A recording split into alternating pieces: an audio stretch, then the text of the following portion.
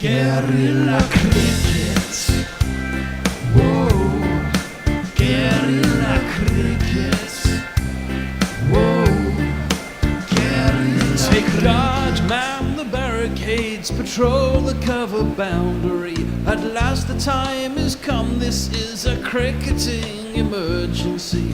Hear this call to arms for every cricket revolutionary. Take up your bats and stumps for the test match insurgency. At first they tried to silence us, but we would not be silenced. They threatened us with lies, so we threatened them with violence. Che Guevara, Sangakkara, Joseph Stalin, Douglas Jardine, Robespierre, Darrell Hare, Vladimir Lenin, O'Brien Kevin.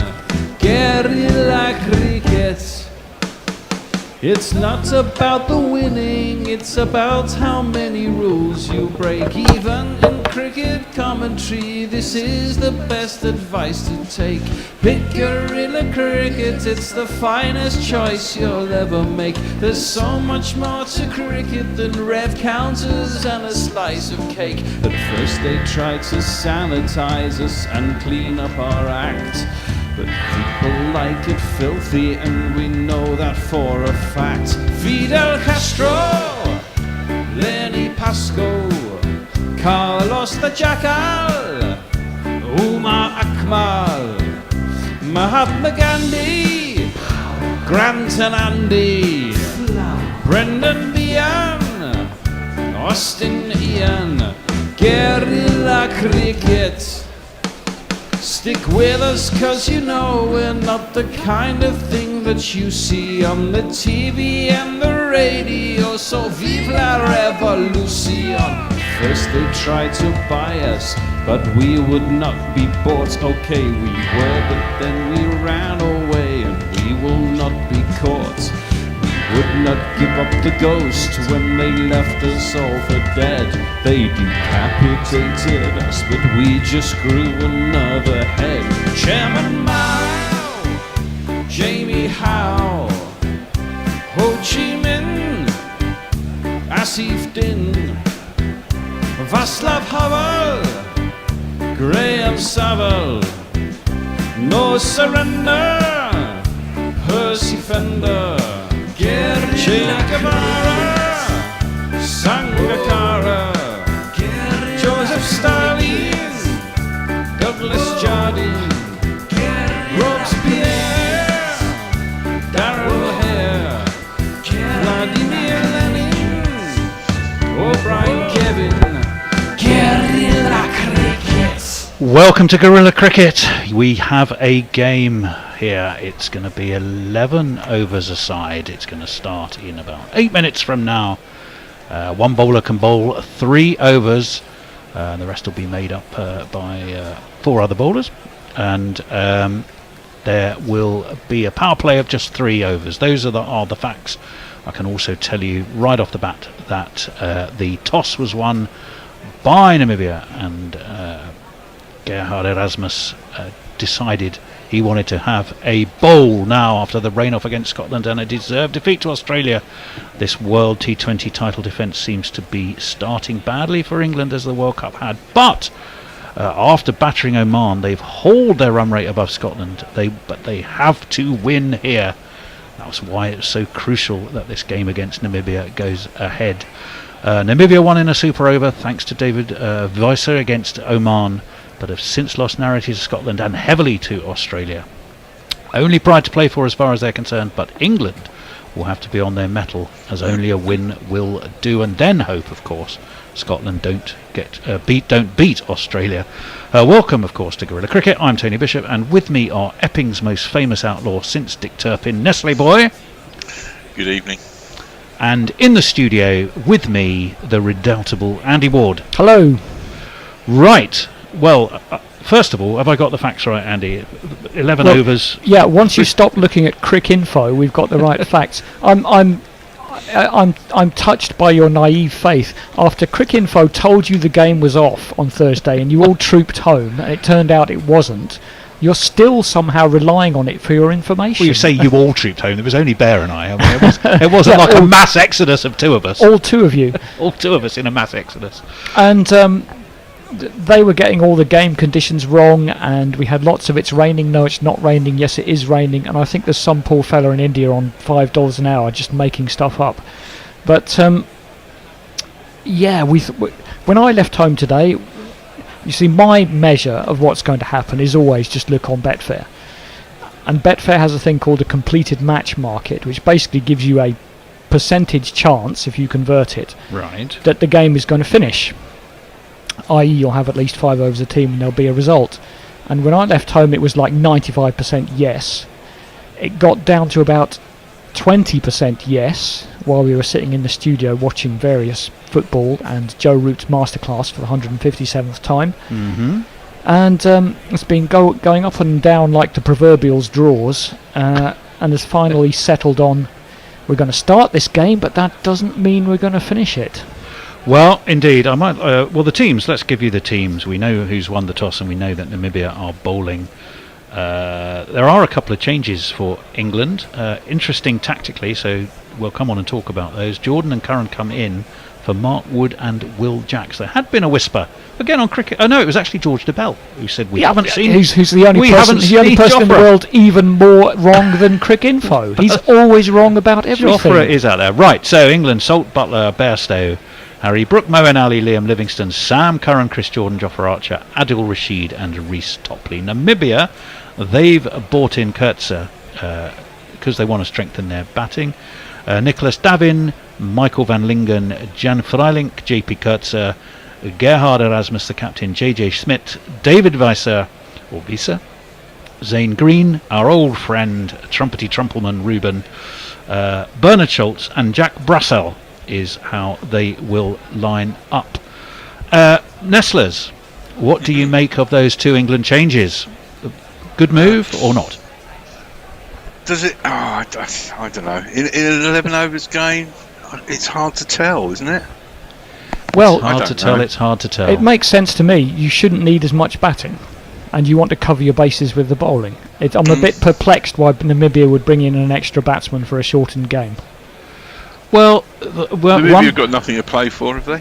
Well, yep. So they do what? They put their team in a hat and pick everybody out.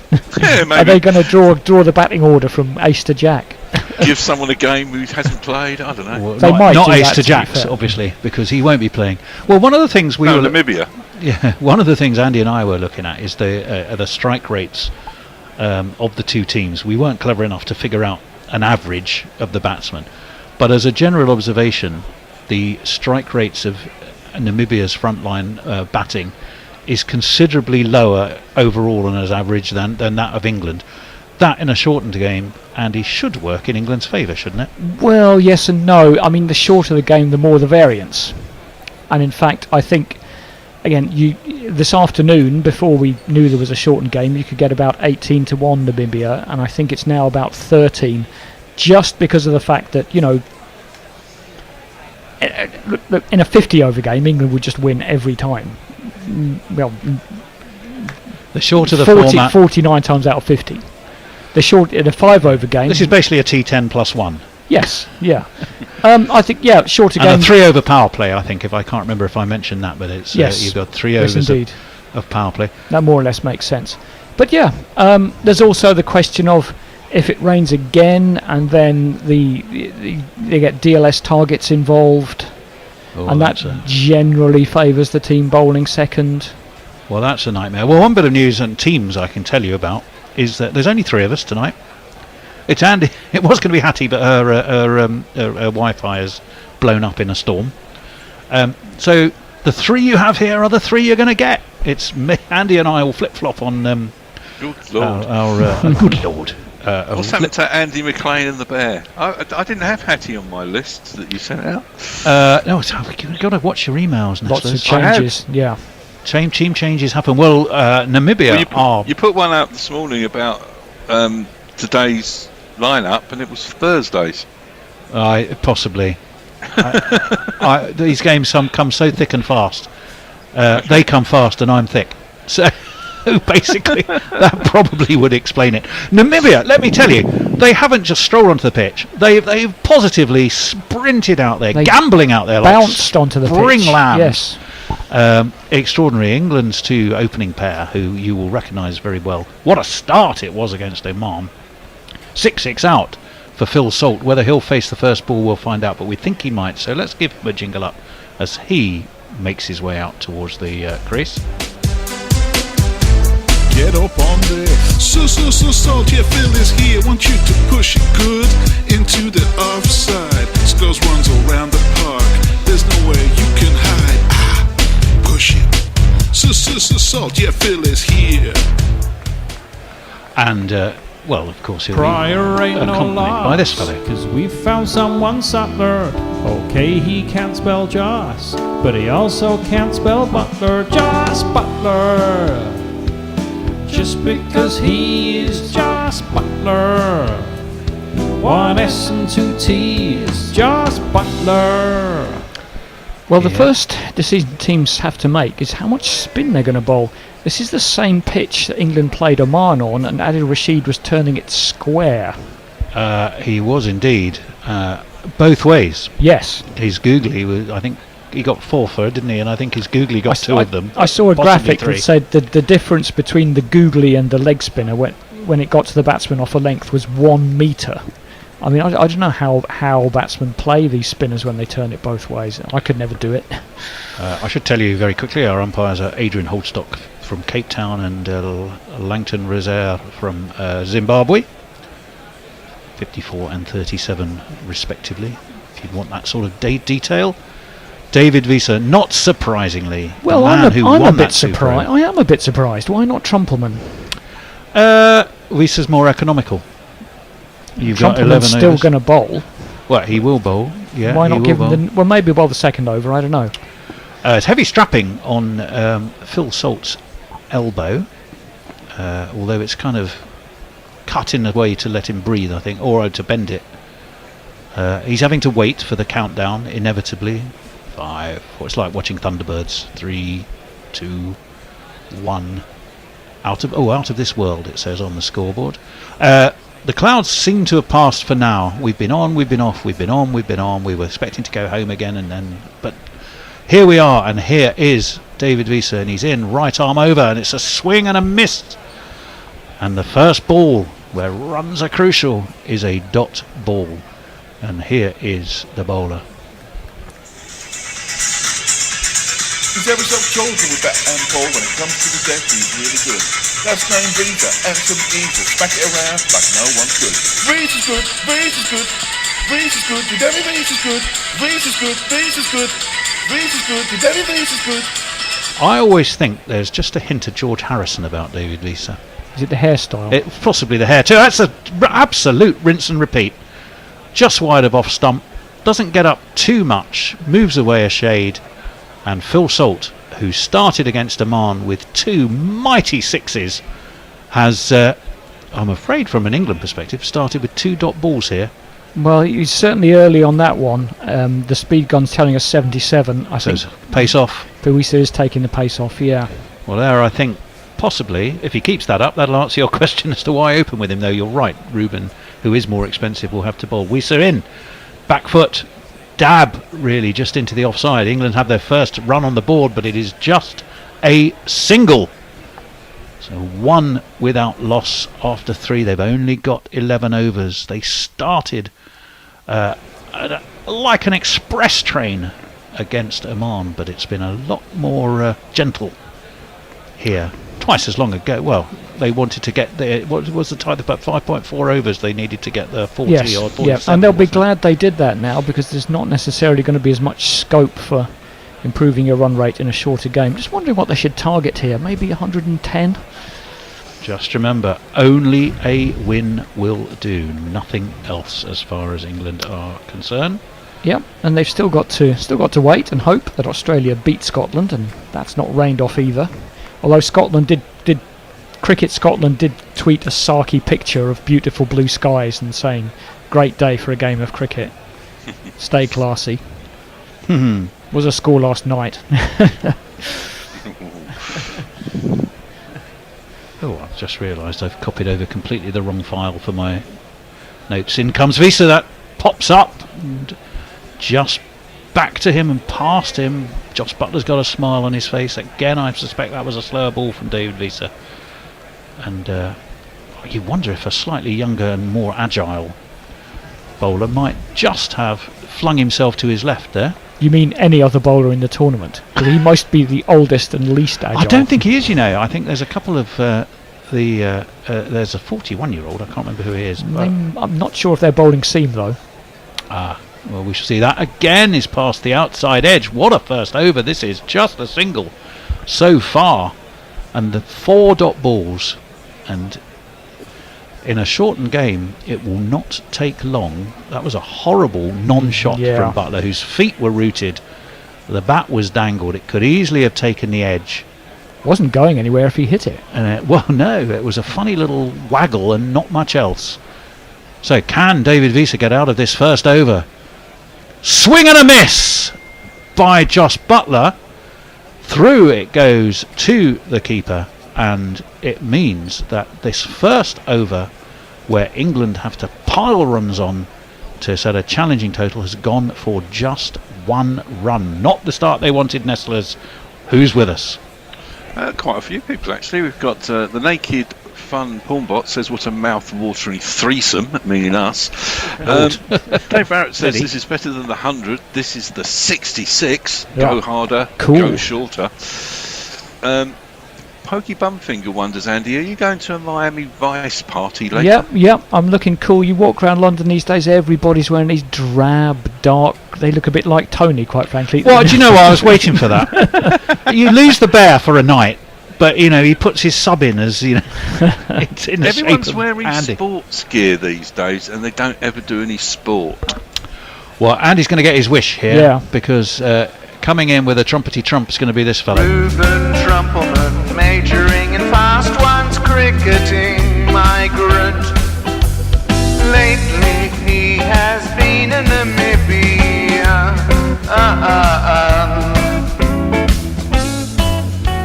In comes Reuben Trumpelman, hair flopping, salt drives or half drives on his toes out towards mid-off, gets a single, nothing more. Well, England double their total, and we're 7 balls in. England just got to take a breath, not go mad just because they had a tight first over. Well, yeah. Pop the singles, and then as soon as something's pitched up, I mean, these batsmen will not be shy of putting it over the top. In the meantime, just try to get to the pace of the pitch for your pull shots. But interestingly, they've got their field set for that. They're 2 men out. We have a heavy ring on the offside. The 2 men deep, a deep square and deep mid-wicket. Yeah, deep on the leg side. In comes Trumpelman, left arm, he's bowled him. He's pinned back Butler's off stump. That was an absolutely superb swinging delivery. It's a good ball. Back goes Butler's off stump. He'd been fishing and fencing, and he missed that completely. What a start for Namibia. What a shocking start for England. Gracious me.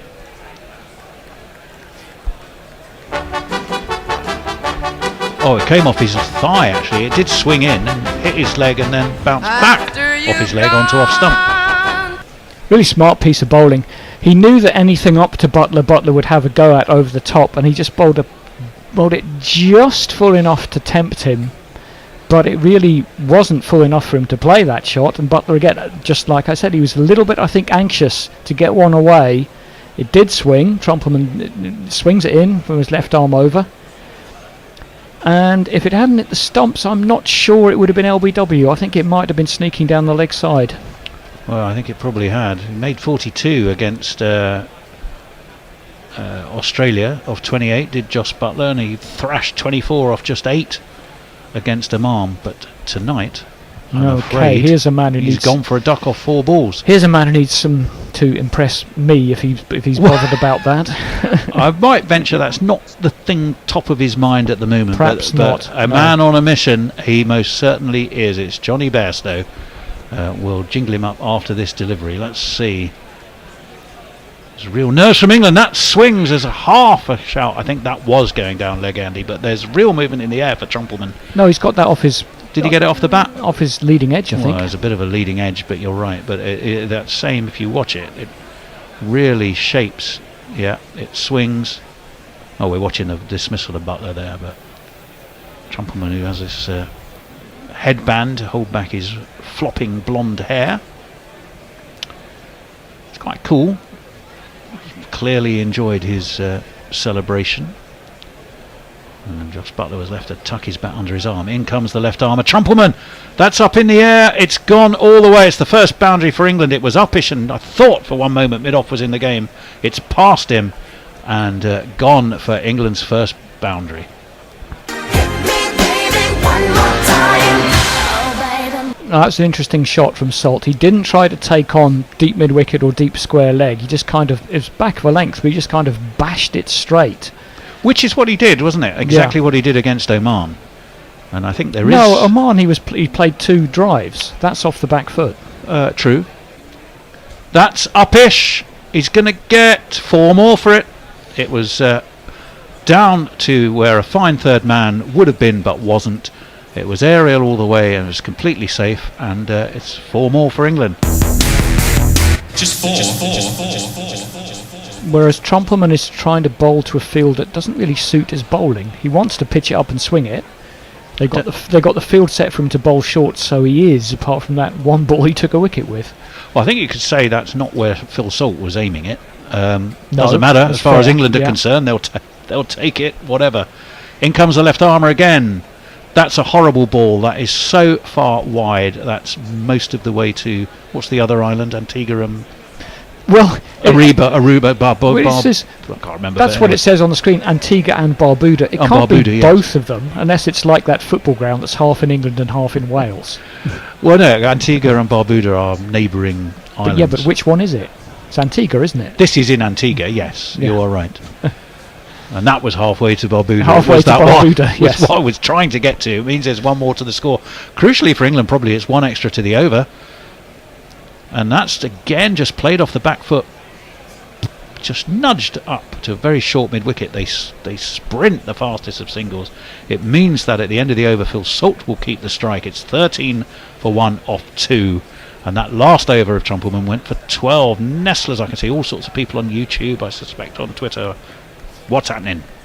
Well, Leia is with us and says that a washout would have been pretty funny. I'm not going to lie. My egg tells us I don't know if this is going to be completed. Some rain around in the radar. It's a possibility. Yeah. My egg also says cricket's like WWE now. It's all entertainment and bullshit. I've got no doubt Scotland will somehow win versus Australia. Get your punts in before it's too late. One thing I can tell you is Antigua and Barbuda is the 182nd biggest country in the world, which is quite a long way down that league table. Wiese in, has he edged it? I think he has. He's gone. Phil Salt has just rooted himself, dangled the bat, taken the edge, through it went, and he has to go. He has to go for 11, and this for England has been an absolute shocker of a start. It's a fantastic start for the Namibians. Another one bites the dust. I think that is going to be out, Fred. Another one bites the dust. He's bowled that at 66 miles an hour. That's practically a spinner. Yeah, we are. It's all about pace off. England are going to need a hero here. It's not going to be either of the two. Well, Phil Salt didn't last quite so long, did he, against Oman? But as a percentage of the runs in the time needed, he could hardly have got it quicker. Well, if he got 12 off 3, that's a strike rate of 400, isn't it? So he was looking for the same. It's not so easy tonight. The ball's not coming onto the bat, though. It's being held back by these bowlers. Why do they have 3 people dancing like that? I'm not complaining. I'm not complaining, but it seems so utterly pointless. I disagree. Well, we're looking at Kieran Pollard, who is there as a local advisor, and I have to say, whatever they're paying him at the moment, I don't believe he's earning it. Either that or they're not listening to him. Wiese in, that swings and is defended by Harry Brook, the new man to the crease. We should probably jingle up young Harry. Yet to fire for him in this tournament, and not that any of them have really had much time. Here he is.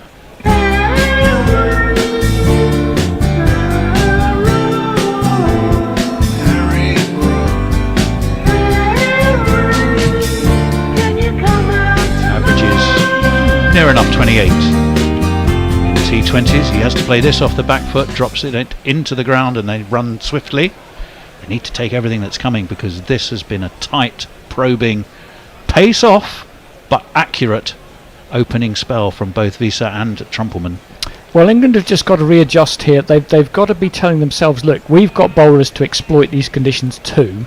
If we get now, say, all right, maybe not 110, but if we make sure we get 80, 85, we're in the game. We're well in the game, and we trust our bowlers, and you know they've got Rashid up their sleeves, and you know Curran and Topley can swing the ball, and Archer's still going to be quick enough to worry them. England have just got to make sure they don't get completely rolled here. It's 14 for 2. Bairstow crunches this, doesn't really get hold of it, straight out to cover.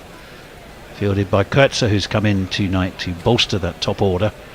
They, well, that's it, dot ball it says there. Was it just a dot ball? Yeah, it was. Good Lord. Plus, this is the power play almost done as well. There's only 2 balls 3 left. overs of power play and only 14 so far. They've two balls left of it. Yeah, but that, assuming Namibia do change the field, and 99% of the time they do, it might make it a little bit easier to just work some runs. In, it's full. It's lofted. It should go all the way. It does. It was back over the bowler's head by Bairstow. It's really just a chip. If you can imagine approaching a green and from about 100 yards out with a pitching wedge, that's pretty much what he did. And it's gone back over Wiese's head for one of these. 1, 2, 3, 4. It's not a pretty ground, is it, North Sound? But I suppose it's always going to be compared to the recreation ground, which is so incredibly popular. I like the grass bank with the ball. Well, yeah, the grass banks do look great. New Zealand, one always thinks of as wonderful examples of, apart from the Cape Tin, of course, grounds that look like that. So 5 off this over, and crucially that second wicket. In comes Wiese. That completely beats Bairstow in the air and off the pitch. And wow. What a delivery it was. It's a dot ball though, and it means that at the end of that over, I should be able to tell you what the score was. It's all disappeared from in front of me. 18 for 2. Nestlers. Steve Howes the Bacon Bruce says, hey guys, what do you guys do during rain breaks at Bear headquarters?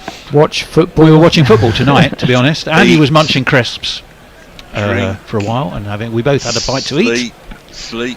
Not much sleeping. Hendo's the great sleeper. Scroll through Twitter. I mean, what I do when I'm at home anyway, usually. Yeah. It's nothing that exciting, Steve. Well, it's Bernard Schultz, so I think we're going to see a bit of spin, aren't we? Now, this could then be very interesting. Here is Bernard. Let's not overcomplicate things and just let He's bowling from the Andy Roberts end.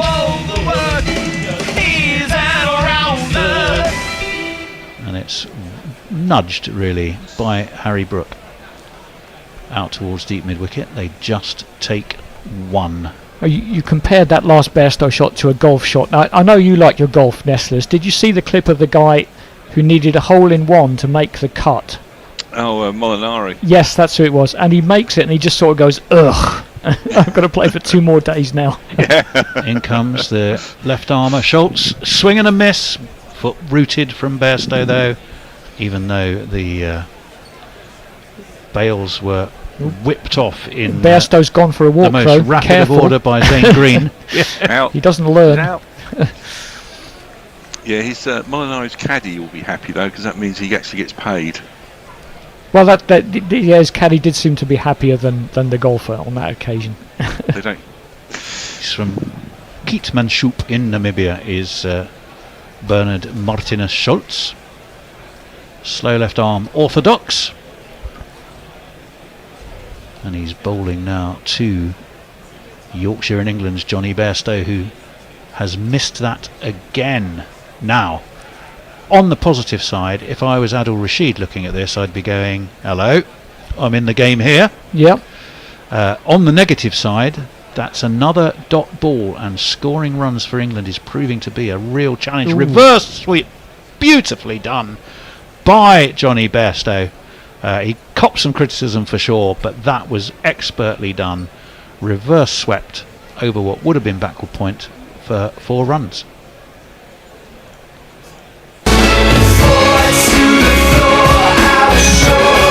Yeah, it's a tricky spot. Just too short, wasn't it? There. It's a tricky spot for these batsmen. They want to try and work around and get to 85-90, but you know you've got to mix in your shots, and the ball's doing quite a bit. Run rate 6.27. Bairstow launches this high. Has he got enough of it? Oh, you bet he has. It was absolutely muscled over long on for the first, in fact, one of these for England.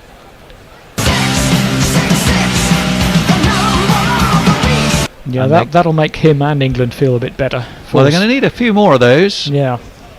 We were discussing the fact that England strike rate generally, batter for batter, is higher than Namibia's by quite a way.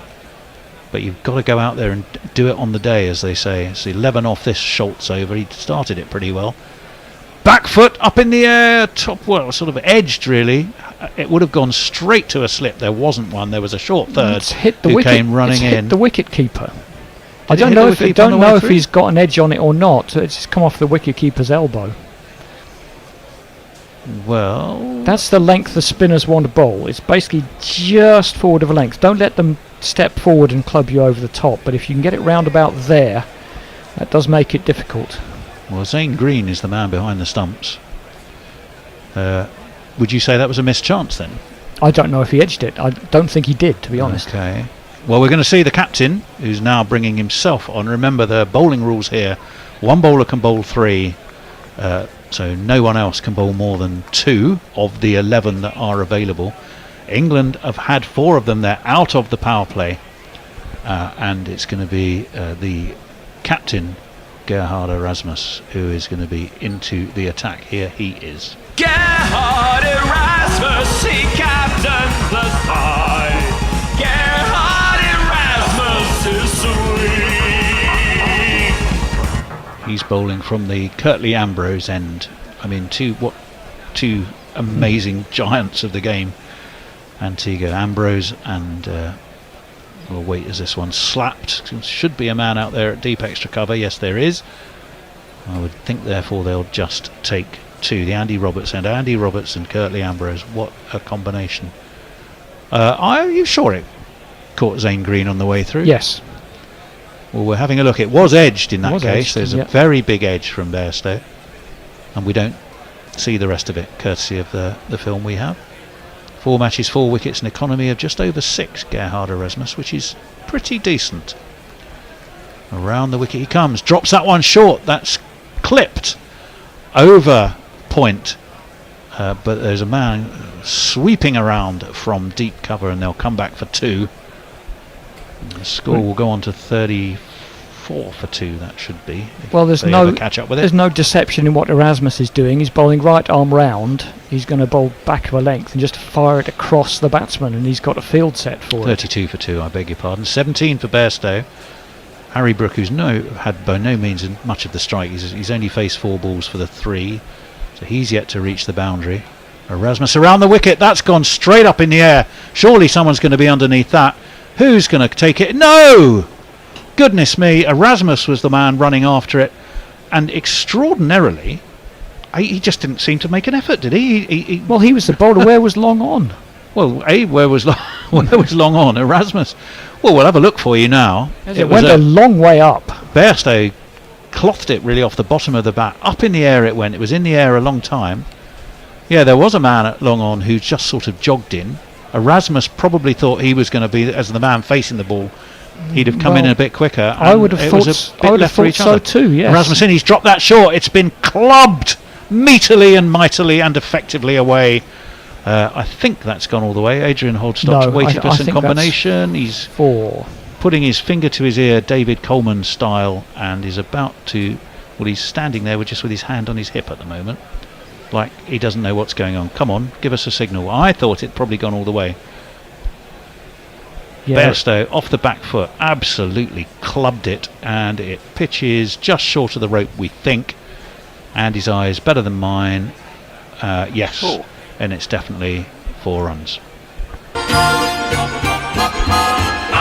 looking Remarkable. 38 for 2. The run rate crept up over 8. That's better from England. They need it to be more than that, though. In comes Erasmus. That's really missed by Bairstow. It would have gone down leg if he'd have somehow got out of the way. It could have been a wide. I don't really like this from Erasmus. He's bowling from right arm round, and he's bowling from quite wide. He's really just trying to fire it across. I don't think there's any need. He's got a deep point, a long off, a long on, Can a deep mid wicket. Sorry, yes, go on. That one's bottom edged, really out towards deep mid to the man at deep mid wicket. They will take a single. Andy. Yeah, so he's finished the over. I'm not sure he should bowl again. I'd rather see them just have some proper bowlers bowling properly. You don't have to change that much because it's a 10 over game, I don't think. Do you want an interesting fact about Namibia from Kieran? Go on then. They're the only country to have the same player represent them both in the Rugby and Cricket World Cup. I can't remember his name though. But in history, I'm not sure that's true. If it's in the last two, then maybe. I don't know. Wasn't there a fella Jeff Wilson for New Zealand? Did he do Rugby and Cricket? He certainly World did Rugby and Cricket. I don't know if he did World Cups. Well, those clouds. That's the thing. World Cups. Staying high for England. It's 39 for 2 or 5. We'll see one more over out then, Andy. You and I just flip-flop. Nestlers will stay at his post. There's no sleep for Nestlers tonight. He's rooted. No, at least when you're done, you can just turn off and go to bed. I've got an hour 15 to get back to mine. Indeed, we're going to see a bit of Jack Brassel. Right arm, medium, driven slightly uppishly by Bairstow, out towards a wide mid-off, and will get a single. Here's Jack Brassel. Jack Brassel is a rocket. He'll tell you to put a sock in it. Jack Brassel.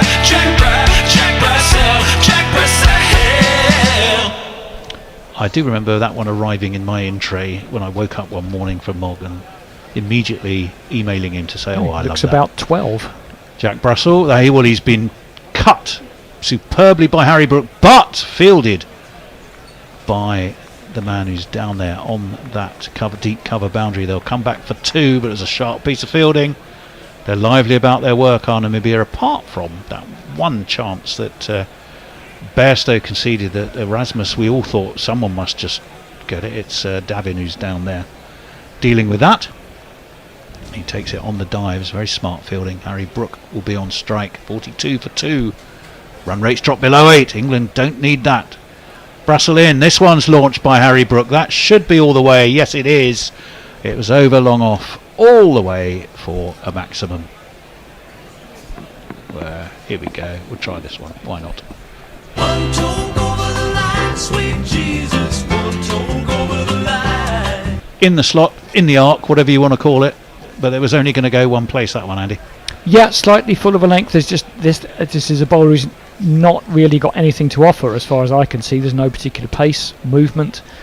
And Brook, I was just going to say, Bairstow's doing pretty well for all the shade I throw at him. It's a pitch where you need to muscle the ball, and he's good at that. That's a good shot as well. Pass backward point, yes, gone all the way for 4 more. It's an excellent couple of deliveries there, targeting young Brassel possibly, and it seems to be doing the trick. It's gone for 4 runs.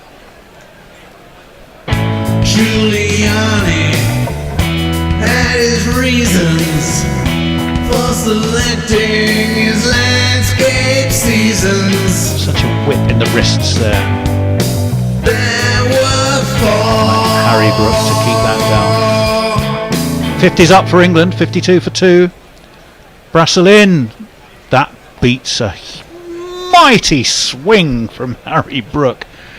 Possibly just a little bit of movement. Brassel's found his line, and that really was the line as well that was working for both Wiese and Trumpelman earlier. Just on a length, outside of off. Took a big piece out of the wicket. Did take a chunk out of the wicket, you're absolutely right. Through it went to Zane Green. There's some kind of backspinner. You could see the ball completely spinning backwards. He may have just lifted it over Brook's bat.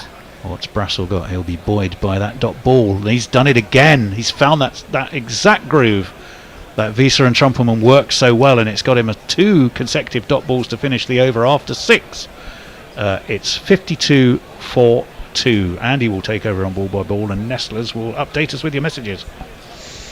Yeah, Jeff Wilson never played in the Cricket World Cup because the schedule conflicted with the Super 12 rugby, according to Simar. Leia is offering her services if you need them, Tony. I'm I'm aware of that. No, I think honestly for an 11 over thrash we'll just crunch our way through. But I'm well aware of that for the rest of the World Cup, Leah, and you are in my thoughts, as they say. Well, our thoughts, not just me. In my heart, you're in my soul. Beautifully. You're so romantic, Nestlers. Well, I think England are in pretty good shape here now. These two have done well. As I say, Bairstow likes to muscle the ball. Brook, as you said, Tony, has used his fast hands rather than outright muscle. Erasmus is going to try again. Let's see how this goes. There's no change of plan. And Bairstow has just lifted it over deep square leg for 6. Because I think he knows there's no subtlety or disguise in what Erasmus is trying to do. Oh, I say, champ, you're getting left. You can't afford to be predictable as a bowler, Tony, in this situation. You can't. Although Erasmus has done, I think he's done okay this tournament. I honestly couldn't tell you if he's done it bowling like this. Well, Bairstow has a big swing, but he's so far outside leg stump, it's a free hit. He misses it, but it bounces off his pad and they get a leg by. England are 59 for 2 in the 7th. I mean, there are similarities with the Oman game. Obviously, it's longer, but they did it so quickly there. But they lost 2 early wickets there, didn't they? Yeah. Well, they won't care how many wickets they lose if they put up a winning score. And Johnny Bairstow, indeed, it was who saw them home. So he's got points to prove. Brook is going to do with Erasmus. Fires it into the pads. It's clipped out towards deep mid wicket. They'll get at least 1. They should be in the game for 2. They would have been. Gone. No, we dropped the ball. Oh, did he? Yep. Oh, yeah, because he wore it on the. He wore it in his rib cage. I think it's a tough one, but a clean take there, I think, would have had Bairstow in trouble coming back for 2. Yeah. But you got to figure England are rightly thinking there's only 4.5 overs left. You've got to adjust in these situations. There's only 4.5 overs left, and they've got 8 wickets in hand. Yeah. Oh yeah, you're absolutely right. He's barely in the frame, Bairstow. He dropped the ball and then reflexively took the invisible ball to the stumps. Very sharp-eyed, Andy. I'd just seen the batsman was well short, and the bails and stumps have been knocked back. Well, mischance, you would say, I think. Yes. Oh, that's so rotten. I mean, that was a yard down the leg side. Brook has clipped it down to long leg for 2, but it's filthy bowling. Should just be given as a wide just because it was so bad. Yes. Well, them ain't the rules. If you get something on it. Yeah, but he should take that, really. He should take it. And the fielder who threw it in is not very impressed with his captain, so can't blame anybody else. His captain, who, by the way, is in some considerable degree of pain while we're rubbishing him. He manages to carve that one past short third man. Brook, that's 4 more. He's doing well. And England, this game is getting away from Namibia very quickly. 1, 2, 3, 4. I don't necessarily think I agree with you there, because England took a while to get going. They've lost a couple of wickets, and you can swing with alacrity when you've got nothing to lose, in every sense of nothing to lose for Namibia. Yep, I think they'll find it difficult once England get into their straps with the bowling, but once again, though, that was the wrist work of Brook to create that angle was quite superb. But he knows this ball's not moving in the air. He knows it's not going to turn off the pitch. It's a bit fuller from that, and if Erasmus is going to bowl from there, that is a better ball. They're going for 2 again. They are, and they're going to get there that time. That was good running, not so good fielding. Clipped up to wide long on, and I think they picked the oldest man on the pitch, Wiese, and got through for 2, and that's the end of the over. Ian H says, I love it when Bairstow's eyes go all fiery like that. Let's see what's over here. Old Fart at Play just says Namibia do Namibia do. Yes, I'm trying to think of... is wondering what time England's flight is tomorrow. Premature, bit premature. Mark Zip thinks that David Wiese looks more like a laughing Len Cohen. Well, Leonard Cohen. If you could imagine such a thing. Did he ever laugh? Suzanne must have done. Takes you down. Surely. Miserable bastard. In the Tower of Song. Wish I had a quid for every cover version of Hallelujah I've heard. Oh, God. I do like Tower of Song, actually. He's one of those people that I just don't like. Oh, no, I wouldn't say that. Right, Schultz is going to try again. That one's up in the air and should be out this time from Bairstow. The keeper's underneath it. He does take the catch. And Bairstow, but that's good from Bairstow. 31 off 18. It was what England needed in the situation. And he is all right in my book for today. Yep.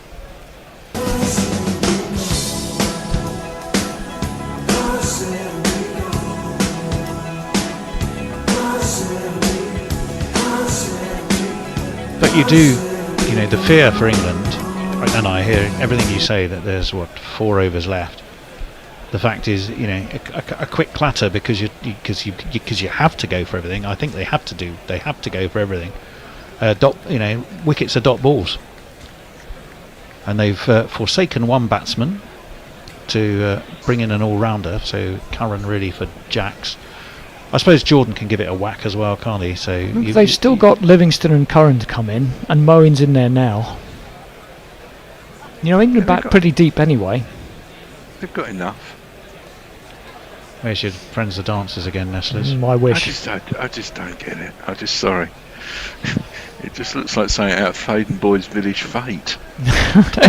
If that's what you have at your fate, I'm coming down. The Donkey Derby, which is coming up soon. Oh, how exciting. It's a big deal, the Donkey Derby in Faden Boys. Don't knock it. Running a book on it. Yeah, they probably are.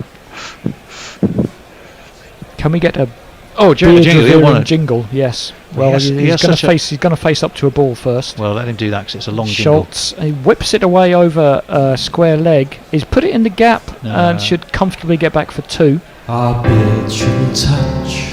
Move over, what? Oops. I like it too much. Move over, Amla. You're one hairy dish. I love unconditionally.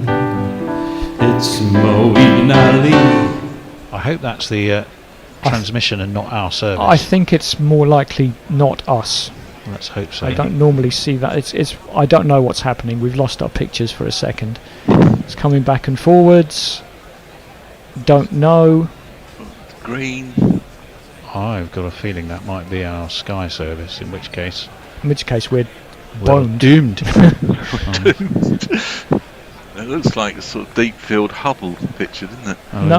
We're back and then we're gone. I think England might have hit a 6. Yeah, they did. Oh well, let's jingle that. Big thumbs up from Freddie. It's Freddie, isn't it? Yep, 6 for Moeen.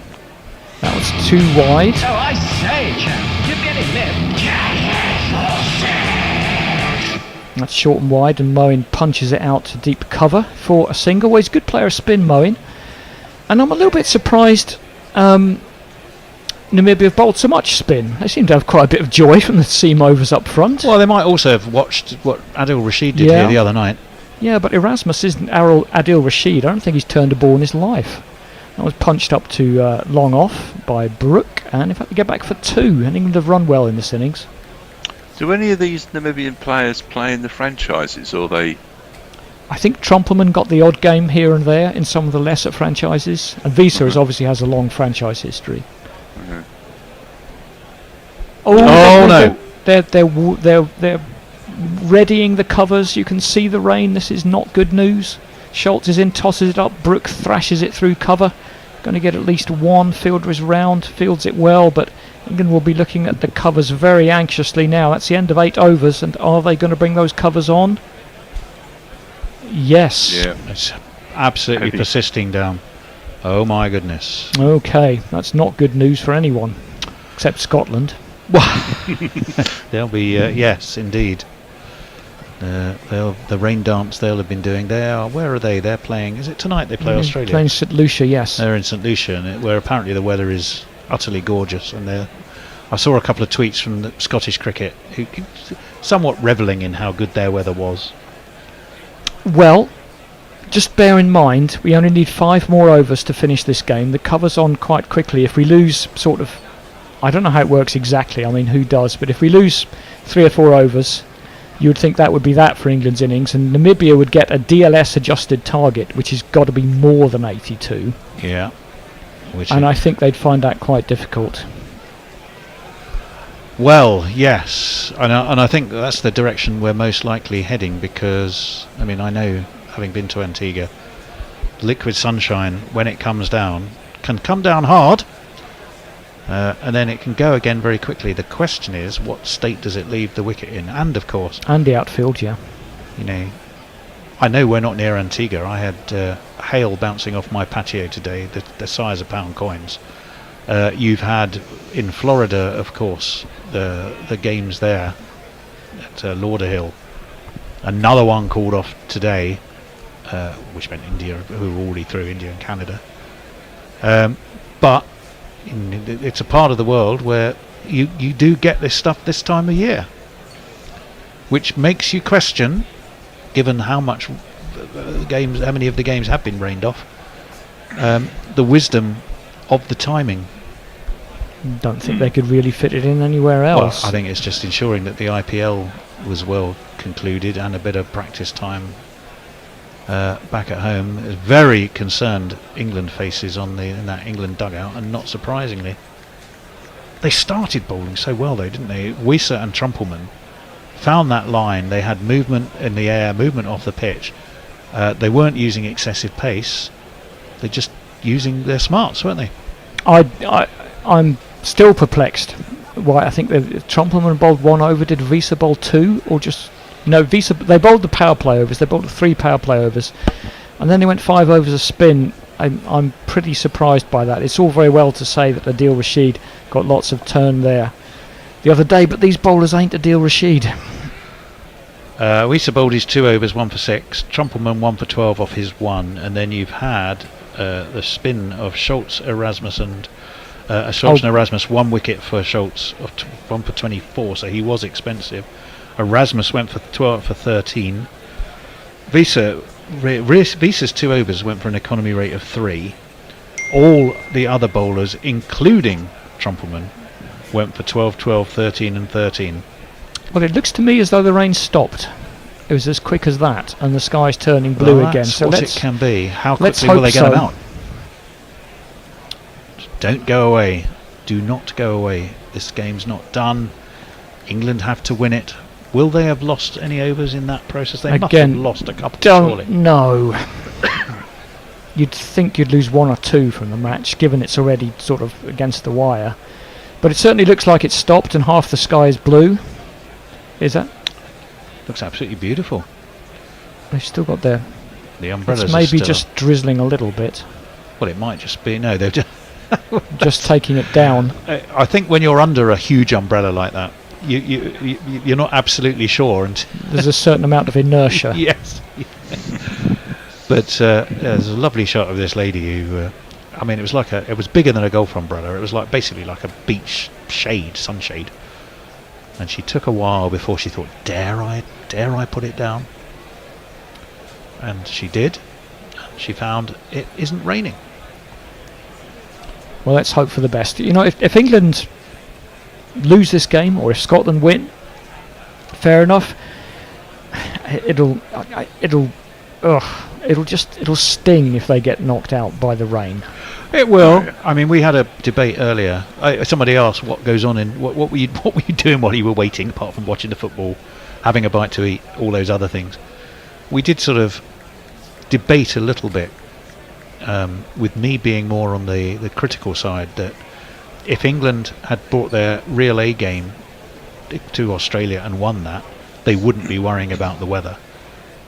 So the one full game that they played, other than Oman, which of course they artificially made a shortened game just using their pure power, win against Australia would have not left England in this shocking, concerned about the weather in the first place. So you're saying if they'd beaten the best team in the tournament, it's their fault for not beating the best team in the tournament in one game? Essentially, yes.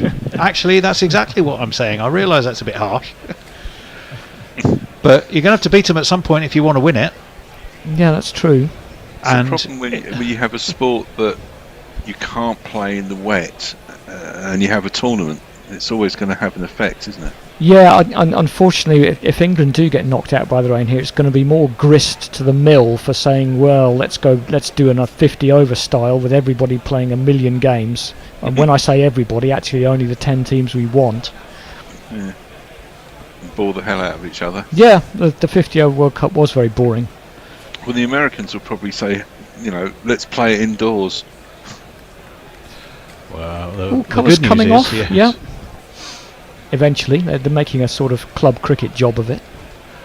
Well, I'm not sure in club cricket you instantly get 1, 2, 3, 4, 5, 6, 7, 8, 9, 10, 11, 12, 13, 14, 15, 16, 17.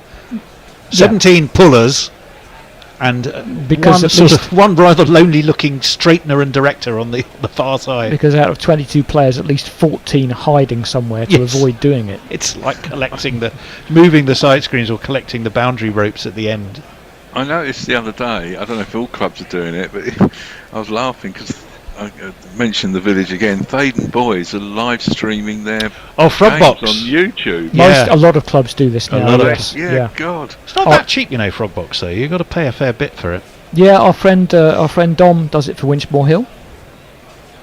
Yeah, Staines does it as well. To watch Thaden playing Sunday cricket. Sunday night. We don't do it for Sunday. Well, I say we. I'm not really involved at Winchmore Hill anymore, except sort of keeping an eye on it. Still, I went down there the other Saturday, and people were saying, "Oh, you're playing today?" Oh, and I said, "No, I'm dropping off some." The opposite. I'm dropping off my kit, not all of it. I dropped off some spare kit. Oh, all right. To give to kids and whatever. Oh, that was a good thing to do. Do you not play at all now, Andy? I haven't played this year. No, I've got no intention. No. So just having a look at that batting order. I mean, where are we now? 8 overs done. 3 to go if we don't lose any overs, and you've still got Livingston and Curran in the shed. I wouldn't worry about it. Yeah, no, I guess not. You've lost Bairstow, but you've still got Harry, Brook and Moeen out there. Looks like they're going to go back out pretty soon. They may lose an over, but that'll get DLS adjusted if they do.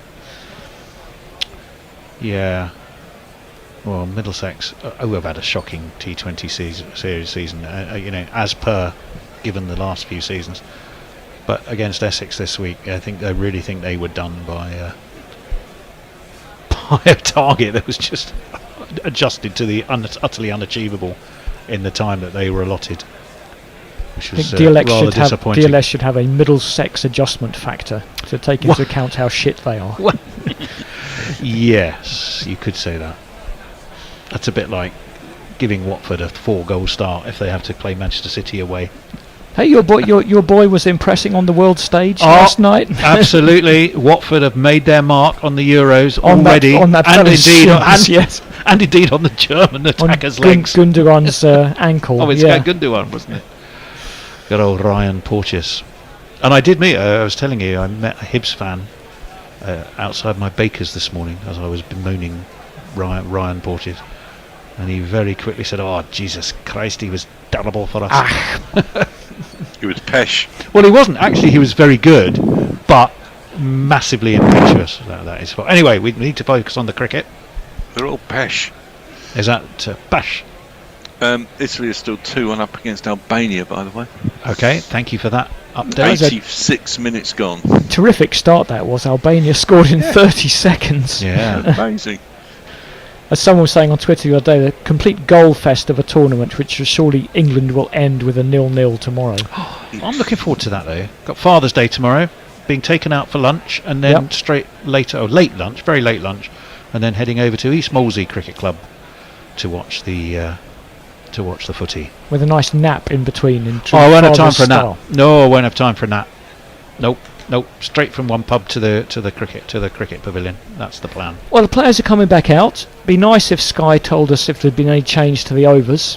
Well, let's have a look. Given that they barely dragged themselves away from Joe Root's masterclass to show us the toss, I'm not sure they will. We had Yuvraj Singh smacking Stuart Broad all over We had the all place. the classics. We had Nasser and Nasser and Virat. and Kohli, and Yeah.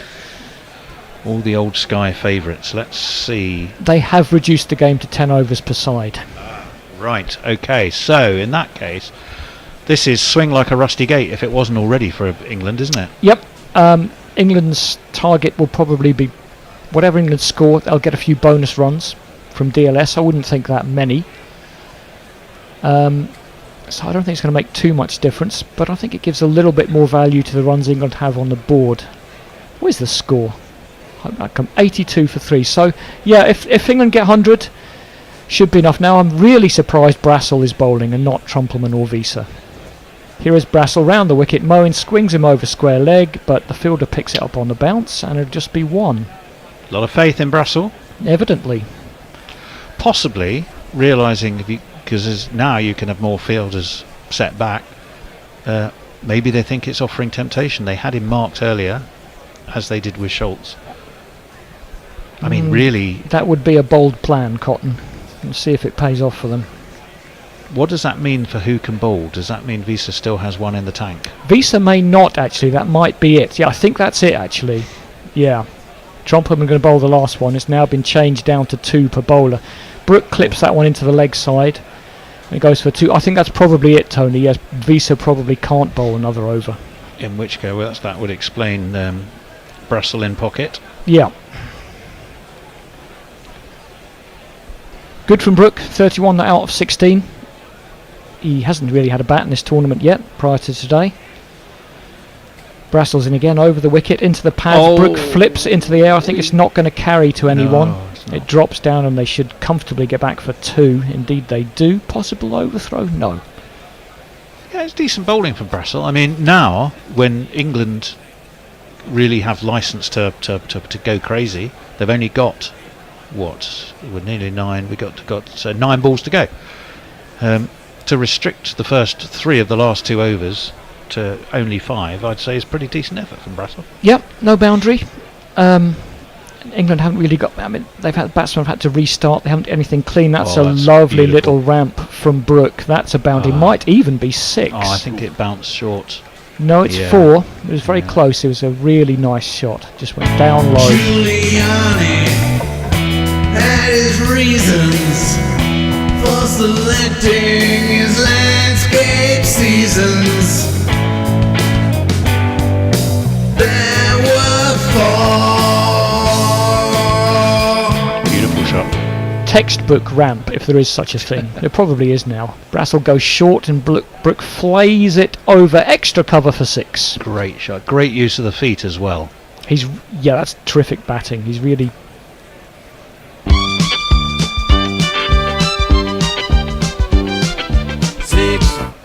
Yeah, Brassel had bowled 3 sort of good length balls, thought he was doing well, but Brook, with that ramp, challenged him to do something else, and then he went too short, and Brook just hammered it over extra cover. Good batting.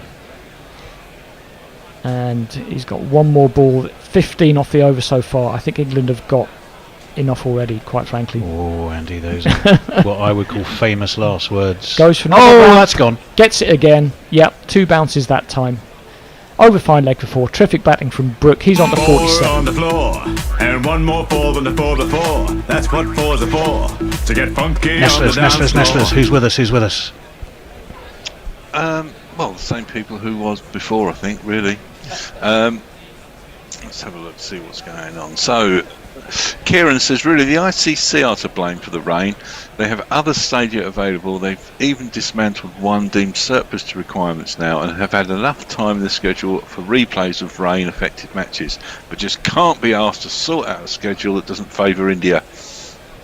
That's an interesting one. I mean, the New York experiment, I think they will see as a success because A, the crowds were good, B, India did well there, C, the USA, although they only played 1 game there, at which they lost, but the USA generally have done well and have qualified. I think so far, despite all of this, the ICC would think the US experiment was worthwhile. The downside, of course, has been Lauderhill has been a complete washout by and large, which was a real shame. Dallas has done okay, and Dallas New York's has been done fine. okay. Yeah. The pitch in New York has had its problems. It was not good enough. Not good enough for international cricket. We're going to see Trumpelman 2. Yep. Shall I jingle him up again, just for fun? If you like. Why not? He's on the return. We don't normally do that. Reuben Trumpelman, majoring in fast ones, cricketing migrant. Lately he has been in Namibia.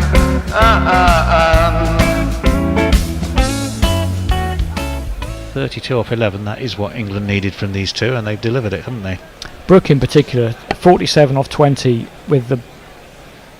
Well, he doesn't have to face a lot of seam, but the way he really showed against an inexperienced bowler in that previous over. Well, there's 365 beaches allegedly in Antigua. I reckon they've used most of the sand from all of them trying to sort out the pitch there. Moen's going to be on strike. He's got 10 off 4, which is perfectly fine as well. Get off the pitch. We don't need any more delays. Well, to be honest, he's putting that there. There's literally one over left. Yes. Why not do it between the innings? Yes, but okay. Would have thought, yeah. Somebody's not using their noodle their on that noodle. particular right. thing. See if Trumpelman, who took the prize wicket of Josh Butler with an excellent piece of bowling. Top of the innings, things were looking good for Namibia then. See if he can turn this round. Left arm over to the left-hander. Moen clubs it away. It was a slower ball. I think he's got all of that. Yep. Yeah, that's a big one. Here it goes. Here we are. I believe in miracles since you came to bat. Rolled his fingers over that, didn't he? And it didn't quite come off for him. I believe in miracles since you came out to bat. You 60 thing. Yeah, straight up leg spinner. Attempted anyway. See what he does with this one. Is he going to go short? He is. Moen clubs it over mid-wicket. Not over mid-wicket. He's picked out the fielder, in fact. And as you said, Tony, the main thing for a wicket at this stage is that it's a dot ball. It is, I'm afraid. And it's Mo. And coming in cold when you've literally only got 4 balls left it's hard to hit your straps straight off, isn't it? Well, it is. But if England pick, even if England pick... Got enough. Yes. Not as convinced as you two. Maybe it's my Watford fan. Innate Watford. My innate 50 years of Watford and Middlesex. That's what it'll do to you. You're being the Hendo in his absence. It's I'll try and work it out. Watford. So let me see. I went when I was 59 years, 58 or 59 years watching Watford. It's going to wear a man down eventually, Andy. It's a life sentence. Out of those years, what's been the most? What have you seen them win?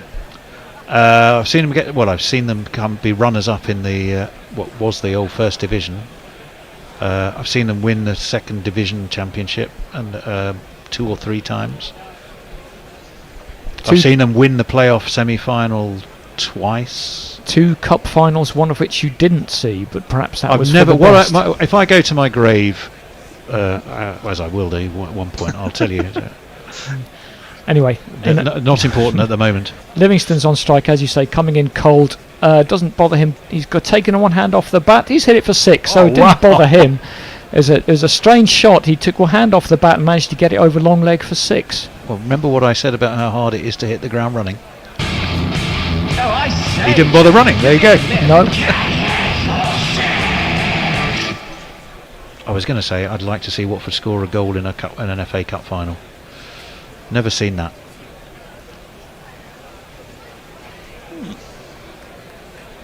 Is he trying to get it in the ambulance? Almost. He'd hit it down to the ambulance down at long leg. So 3 balls to go. England 113 for 4. I think they will get a few bonus runs for losing an over. Probably no more than 2 or 3. But see what Livingston can do with these last 3 balls. He's already on 6 off 1. He's clubbed that one up towards long on. Has he got enough? Yes, he has. He's doing a Phil Salt. He's 12 off 2. If he wants to go full Salt, he's got to be out of this next one. Full Phil Salt. 1, 2, 3, 4, 5, 6. think they've got enough now, Tony. I'm not going to say no. How can you say this, Andy? Because I think they've got enough. Because it's in Namibia. I will agree with you that all common sense would lean towards England, given the conversation we had about the respective strike rates of both batting units. But sometimes common sense just ain't it. It's Namibia. I think you're being disrespectful there, Nestlers. Well, if they can't, it is a run rate of nearly 13. if they don't win this after this, they should go bloody home. Never take part in it again. Oh, he had a big swish at that one. They're going to go for a bye. He's missed it. He has missed it. He's missed the bowler's end as well. They're going to get back for 2. Whoa, this is comedy stuff. It was comedy. It might even be a wide. He bowled short and wide of off stump. They rightly went through for the bye. The wicket-keeper Green missed the stumps. It came back to Trumpelman. He had a go at the bowler's end and missed the stumps again. They went up to long off. 2 byes. They were able to get back for 2 byes, yes. Bonus. Absolute bonus byes. Even though Livingston swung off his feet and Livingston had completely given up on the first run. Interestingly as well, when he turned to go back, he really stuttered and looked like he was trying to keep his feet. I mean, they never do this. They always seem to be trained to just wang the ball at the stumps. Trumpelman could have lined it up and rolled it at the stumps. Well, his excellent figures are not quite so excellent now. No. 2 for 30 off 11 he's got balls. the 2, yes. Here comes what he hopes is the final ball. It's in the slot, but it didn't go. In fact, he's got his boot on it. Got to run 2, boys. Just got to go for it. They will run 2 correctly. Yeah. He gets run out for the second, but that's the right thing Doesn't to do. Livingston drove it back at the bowler. He got his boot on it. They got through for 1, but no more than that. Livingston is 13 off 4, I think. Or is he 12 off 3? One or the other. He looks like he's got a stitch there, Livingston. I think he swung himself off his feet at that previous ball. And England have made 122 for 5. Off 10. Off 10. When they thought it was going to be 11, so as you say, what do you reckon? I reckon they'll get about 128. They'll get I don't know, but I don't think it'll be that many. But quality of England's bowling, they've got enough. Yeah. They just hope they get 5 overs in before any more stupid rain, but the sky does look pretty clear. Well, fascinating. Shall we stay on? I mean, there's not a lot of point. I think we might as well, yeah. Doing anything else? Well, whilst you've got sunshine in a limited time game, you really, really, really would think it would be stupid to have a long break, wouldn't you? And then risk the clouds coming over again. Literally make hay. When does the rain start again, says Jersey Oak? Well, it could happen, Jersey. It could happen. Now, the other equation is it's 5 overs from Namibia that needs to constitute a full game, or is it less? Yes, than no, that? it's 5. It's got to be 5, whatever, regardless of the fact they've only got 10 overs to bowl. So what will be really interesting is the DRS tracker. I do hope someone keeps us up to speed with that. Well, from what we can see, skies look blue. Yeah, but they've looked bluer. The thing about Antigua in this kind of time of year is it can look blue, and then all of a sudden it's what you can't see is what's coming over from somewhere Comedy else. Cloud comes in at 100 miles an hour. A comedy cloud. Well, it was England's...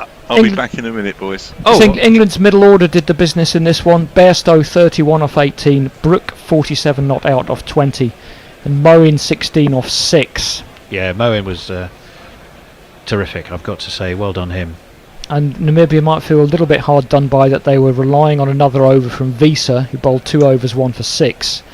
But once that over was removed from the innings, he couldn't bowl it. The funny thing is, that if he had bowled 3 before, fine. I mean, what can you do? Well, you have to restrict somebody else, but as you rightly say, you would restrict somebody else to 1. But that would just have been the breaks. They'd still have had the Wiese benefit of. Maybe there's learning in that. If the weather's so uncertain, get your best bowlers in as early as you can, because you may not get the chance to use them otherwise. Well, there's always that thought. And England did get away from Namibia in those middle overs with some not very effective spin bowling, particularly from Erasmus. I think he's asking Johnny Bairstow there what he's having for his tea later. Bairstow would just be happy to finish this game and not cancel their hotel reservations for the rest of the tournament. Still got to rely on Australia to beat Scotland. That is true. That is true. And to want to beat Scotland. Oh, I think this the that's Josh Hazelwood conundrum. That's all a bit Is silly. it true? Is it a bit nonsense? silly. Yeah. I think As our friends at the Cricket Podcast pointed out, they were talking about Test Match Special. Test Match Special, even talking about it, is a win for Australia. That's what they wanted. Well, as we've been saying, 5 overs will constitute a game. We're waiting to see what the target is that is going to be set for Namibia, and I can tell you, I said 128, Andy. You rubbished that suggestion. You said that's way too many. You were right. It's 127. Well, there you go. So I would, if this was House of Games, my guess was would still win the prize or win the point. But if it was the Price is Right, you would lose by going over. Oh well, fair enough. Yes, indeed. 127 then is what is going to be needed. Now, if we're going to flip-flop for the second half, then you should probably take the first 5 and I take the back okay, 5. Shall we do it that way? We'll flop-flip. We'll flop. Just like till we drop. Just like Rishi Sunak called Keir Starmer Captain Flip-Flop once, and he never called him again because everybody died of cringe once he did it the first time. Well, poor old Rishi at the moment is. You have sympathy for the multi-hundred millionaire? Well, I mean, but everything he does is like straight out the playbook of what not to do. He's really bad at it, isn't he? He is really bad at it. The Sky TV. I had to sacrifice so much when I was younger. Like what? He was asked. We didn't have Sky TV. Because posh families didn't in the early 90s. That's what no one wanted to say. Well, also they didn't want big ugly satellite dishes on their houses. For that reason, Squareals and B-Sky B and all of that. I only had a black and white telly, Rishi, when I grew up. I don't know what you're moaning about, old son. We had a black and white telly between 3 of us downstairs, and it hardly ever worked, and you literally had to bang it. There were days I'd have to go and stand outside Radio Rental's window if I wanted to watch the football. Or the cricket, to be honest. Exactly. Where's Nestler's gone? Nestler's, where are you? You go disappearing off. Join us in 4 Yorkshireman nostalgia. Okay, so your money, Andy, is squarely, and you are a man who understands betting markets way better than me. How would you express it in odds terms? India, no chance at all. England and Namibia. I would need probably 50 to 1 to back Namibia. Wow, that long. Maybe 33. Okay. But still pretty long. If this was for a 2-horse race, that is very long odds. I'll tell you what, we can look at our old friend Win Predictor. That's always good for a laugh. Which will probably be, I haven't looked yet, but I'm going to guess 90-10. Win probability, no. Win probability on Win Predictor is, they do these ridiculous things to try and make it sound scientific. They have England at 79.35. Oh, for fuck's sake. So call it 80. That's pathetic. And Namibia at 20.65. I genuinely think they put those percentages on to try and convince you there's some form of science in the way that's calculated. It's utter bollocks. That's embarrassing. If you gave me a week and I could be bothered, I could write a better model than that. And paid, I would assume, as well as bothered. Yes. I'd go along with that. It appears to take no account at all of the strength of the two teams. I don't know what it does. It is embarrassing. It's been so far off the mark so many times. I don't know why the TV is still put. Well, as you say, to make it look like more interesting than it is. I think that's the only reason. Well, and welcome back, Nestlers. I'll tell you what you missed. You missed me asking Andy what betting odds would be just off the top of his head, and he had somewhere between 33 and 50 to 1 Namibia. So we had a quick look at Win Predictor. You had a quick look. I wouldn't give it the time of day. Well, I'm not saying I believe it. I was just having a look at it. 79.35 Nestlers for England and 20.65 for Namibia.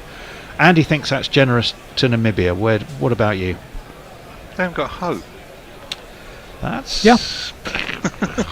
you boys, you just on the other hand, pride and a fall and all that. we should encourage them, because if BetViz want to give us 80% would be 1-4. So if they want to give me 1-4 on England, I will sort of sell everything and sell my dog if I had a dog. And where do you think the ICC sits on this quietly in the background? Do you think they would be thinking, do you know what? As much as we love Scotland, plucky wee Scotland, they're going to be thinking we really would rather have England, India, and Australia in the final stages. Of course they would, yeah. Every organising body of every sport wants their best players to be there at the end. And the US getting through is an absolute Brucey bonus for them, and I'm delighted, I have to say. No, fair play to absolutely fair play to the US. They beat Pakistan fair and square. They did it on a proper pitch. There wasn't any New York shenanigans. I did hear a fantastic discussion with what's the fella's name? Peter Della Penna, the Arrows guy. Yeah, and he was saying, comparing it to baseball, and just how quickly, suddenly, people were fascinated because the US were doing well in it. Didn't know anything about the game, but they're coming to the game because of it. That's good. And you've got the MLC season about to start on the back of this. The timing is just right for it to have a shot in the arm. Anyway, over to you, Andy. Yep, we're going to get underway. Skies look blue. Touch wood. England just need to get 5 overs bowled here, and they'll have done their bit. Reece Topley is going to start us off, and Nicholas Davin is going to open the batting for Oman. I'll wait until I've got to find him. They're all in a weird order, even if he's here. I don't think he is. Nico Davin. Yes, he is somewhere. Here he is. I got him. Here's Nico. He plays so professionally. Nico Davin takes it up and on. Topley's left arm over. Davin as Van Lingen on the first ball. No, it's not. Scoreboards are on. Whichever one it was, let it go through. Can't do too many of them. But it's a no ball. Oh, come on, Topley. That's shocking. You don't want to be giving extra runs away, even if you believe Andy's odds. That's not going to help. Yeah, he's overstepped. No, he's not a huge overstep, but big enough. They all count. They most certainly do. Okay, moves his marker back a bit, so that should help. It's a free hit, though. It is a free hit. Well, let's see if they can make anything of this. Jay's joined us, by the way. I'll read his tweets out. Perfect. It's over. So, Namibia are ahead of the rate because their rate is infinite. They have 1 run off 0 balls. Topley is in again. And he has a big swing, but it might be a wide. Oh, that's a good ball. That's no, it was slow and wide. Yeah, you don't see as many runs off free hits as you used to. Bowlers have wised up a bit. Yeah.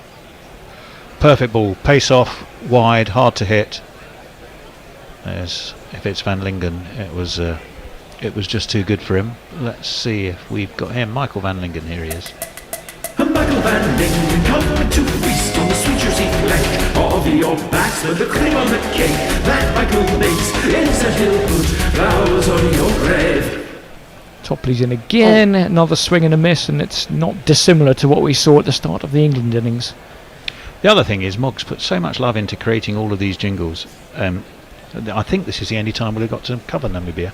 Yes, and in fact, given the way the timings work, so the more that they're out, the more we'll get to play.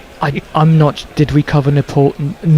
We have to call them now. Apparently, did what? we cover Nepal Why? at all? I don't know. But everyone was saying. Who says that? Everyone last night. It's obviously an edict, has gone out.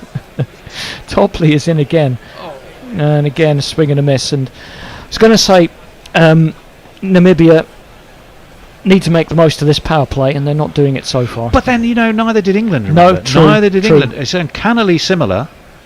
You got a left arm, so Trumpelman for Namibia. Wiese, remember, was almost impossible to hit, and they were all balls outside of off stump. Yep. Just a little bit of pace off. My question is slightly wide, maybe on about 4th or 5th stump line, and they were too good for Butler. My question is, do Namibia have a Harry Brook to score 47 off 20? Well, not that I've aware of. Gets an inside half of the bat off that one, but the fielder, Moeen Ali, is in quickly, and there'll be no run. So Topley, after a no ball, has managed to bowl 4 dot balls, and my gosh, Namibia can't let many of these pass by. Power play's only 3 overs, and they've got a lot of runs to get. So the power play hasn't been reduced, probably unlikely to be if they only lose 1 over. So yeah, no, England struggled their way through the power play, but as you rightly say, is there a Harry Brook alike? Plays that one back down the wicket. He will get through for a single, but that's all though. Brook is across from mid-on. First run off the bat. Yep. It brings Davin onto strike. But the Namibians have a rather nice eagle on the front of their helmets. It does seem to make a target for like the Jofra Archer. Hit me here. Just thinking that was quite a good little badge on the helmet there. Not too many people populating those stands behind the bowler. I think there's a few more at the other end. That's a bit of a retro looking bat, especially the tape round the bottom of it. Yeah. Well, let's see what he can do with this. Topley, and it's chopped down into the... It was a good ball, chopped into the offside, and there's plenty of fielders in there to cut that off. That over's gone for 2. Namibia can't afford too many of those. Canny bowling. So, Jay, who's with us, says, evening all. I just spent a day doing unpaid bar work in a church. I say unpaid, but I mind-swept a lot of cheap Prosecco. You're going to say you stole a Bible. Didn't know that churches had bars, but anyway. And then in capital letters says, Hazelwood were making a joke, for fuck's sake, pricks. Well, that's what we rather think. Okay. Yeah. No prizes for guessing who the new man I just is. typed fuck off. I had no Tony growing up, which is a very disturbing Freudian slip. What? Say that again? I just typed fuck off. I had no Tony growing up, which is a very disturbing Freudian slip. Said who? That must be Jay. Oh yeah, it's Jay, sorry. Yeah, who else? They're all Jay. Yeah. He will break your helmet, break your heart. Hotter than lava, cooler than Bogart. In your face, at your stumps, on your toes. Jofra Archer is in, wide of off stump. The man who George DeBell said wasn't going to play, which is a pretty good guarantee that he is going to play. I think Hendo's got it. He says, everyone needs a Tony for childhood stability. A Tony or a Nigel, there's just so few of them around these days. That's 2 comments about me that I've literally got no idea what either of them mean. Turn your hearing aid on. Archer's in again. Angles it across the left-hander. Van Lingen, 1 off 7, chasing 127 off 10. I'd say sub-optimal. Is this I think Wembley? what Jay's No, it's trying Thursday. to say, Bish, is that he didn't have someone like you as a stabilising influence As when a he was mentor. young. Oh, well, I take that as a compliment, Jay. Thank there you very go. much. I most definitely will. That's very kind. Here comes Archer. So he's fended that away. He has somehow hit it over fine leg for 4. But really, he wasn't looking for a start. Was it? Oh, it was 4, yeah. He knew next to nothing about it, but he still got the runs. Giuliani had his reasons for selecting his landscape seasons. There were 4. You know, if you're a goal... For the same ball, and it's almost the same result, but has that gone far back enough? Yes, it has. He's actually got 6 for that one. That's ridiculous. I would say don't bowl there, because even if he doesn't have a clue, if it hits his bat, it's going for lots of runs. Smack it in the air. Smack it in the air. Legs moving side to side. Smack it in the air. Smack it in the air. Maximum. Shot of Ben Duckett on the field. I wouldn't be surprised if he's on for Livingston, the way he was. Yeah, Livingston definitely pulled something in his side, I think, which can be quite dangerous, so I hope he's alright for the rest of the tournament. Right, well, I'd pitch this up a bit if I was Archer. I would too. He does. It's off in the air and it loops between cover and cover point, and Duckett is after it into the action. They get back for 2. It's a throw, bounces in front of Butler, and Topley, I think, only just gets hold of it on the backup. It's only got little legs, and they were certainly motoring after that, the Duckster. Yep, well, that's something for Namibia, and Van Lingen has caught up. Not that he knew much about it. 13 off 11. He pretty much periscoped the first one. See what Archer does to... Oh, how did that not bowl him? The batsman stepped way outside. Let's see, the left-hander stepped way outside his off stump. Archer had gone straight. He was arrowing towards the stumps, and I think he must have gloved it or got the... He almost swung through, and his bat had finished the shot, and then the ball hit his bat after he'd finished the shot. Yeah, it was a funny old shot, but the important thing for England was it didn't net too much in the way of damage. Jay is fucking loving Andy's summer style. Keep on looking for the green lights, he says. Yep. He's looking quite cool, actually.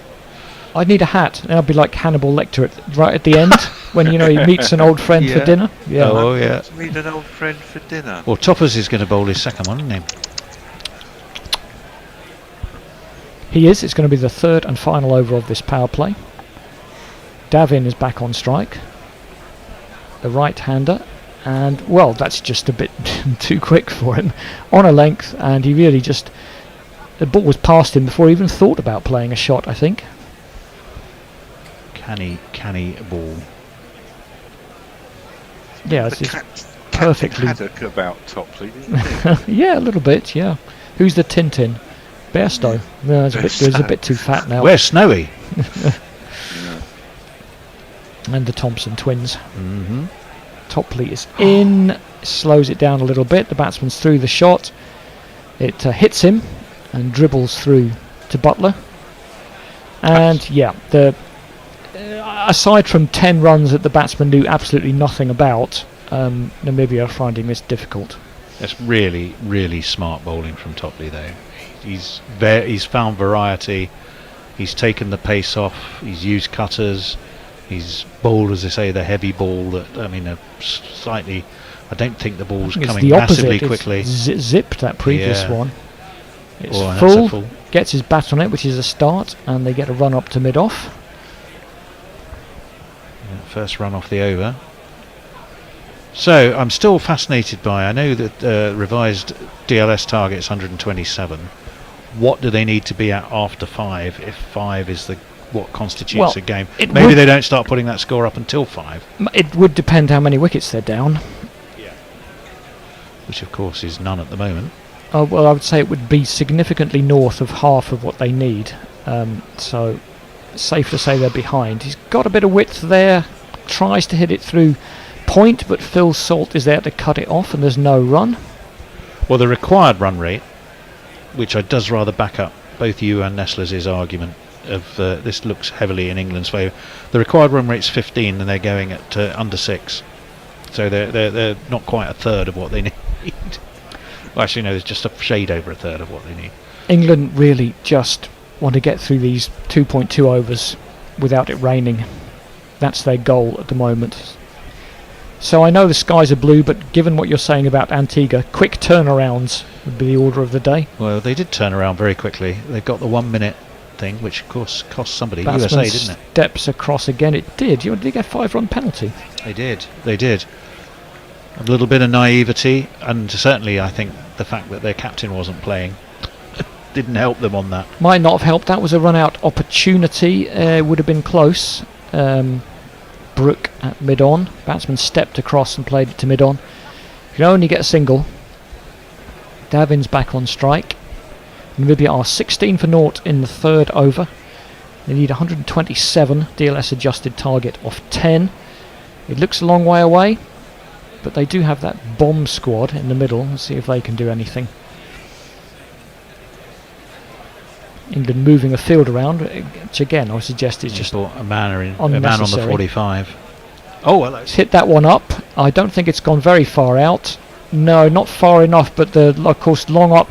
Mid-on was in the circle. Jordan went back and almost got there, but unlike the chance in the England innings, there wasn't anybody running in from long on. So that's the end of the over, end of the power play. Namibia are 18 without loss. End of Topley as well, because they bowled him out, haven't they, with his 2? Yep. Nestlers. Jay Grover says, at the time I wanted a telly, I think he means in his youth, and all the time I just needed a Tony. Oh, God. Are you on top of YouTube as well, Nestlers, by the way?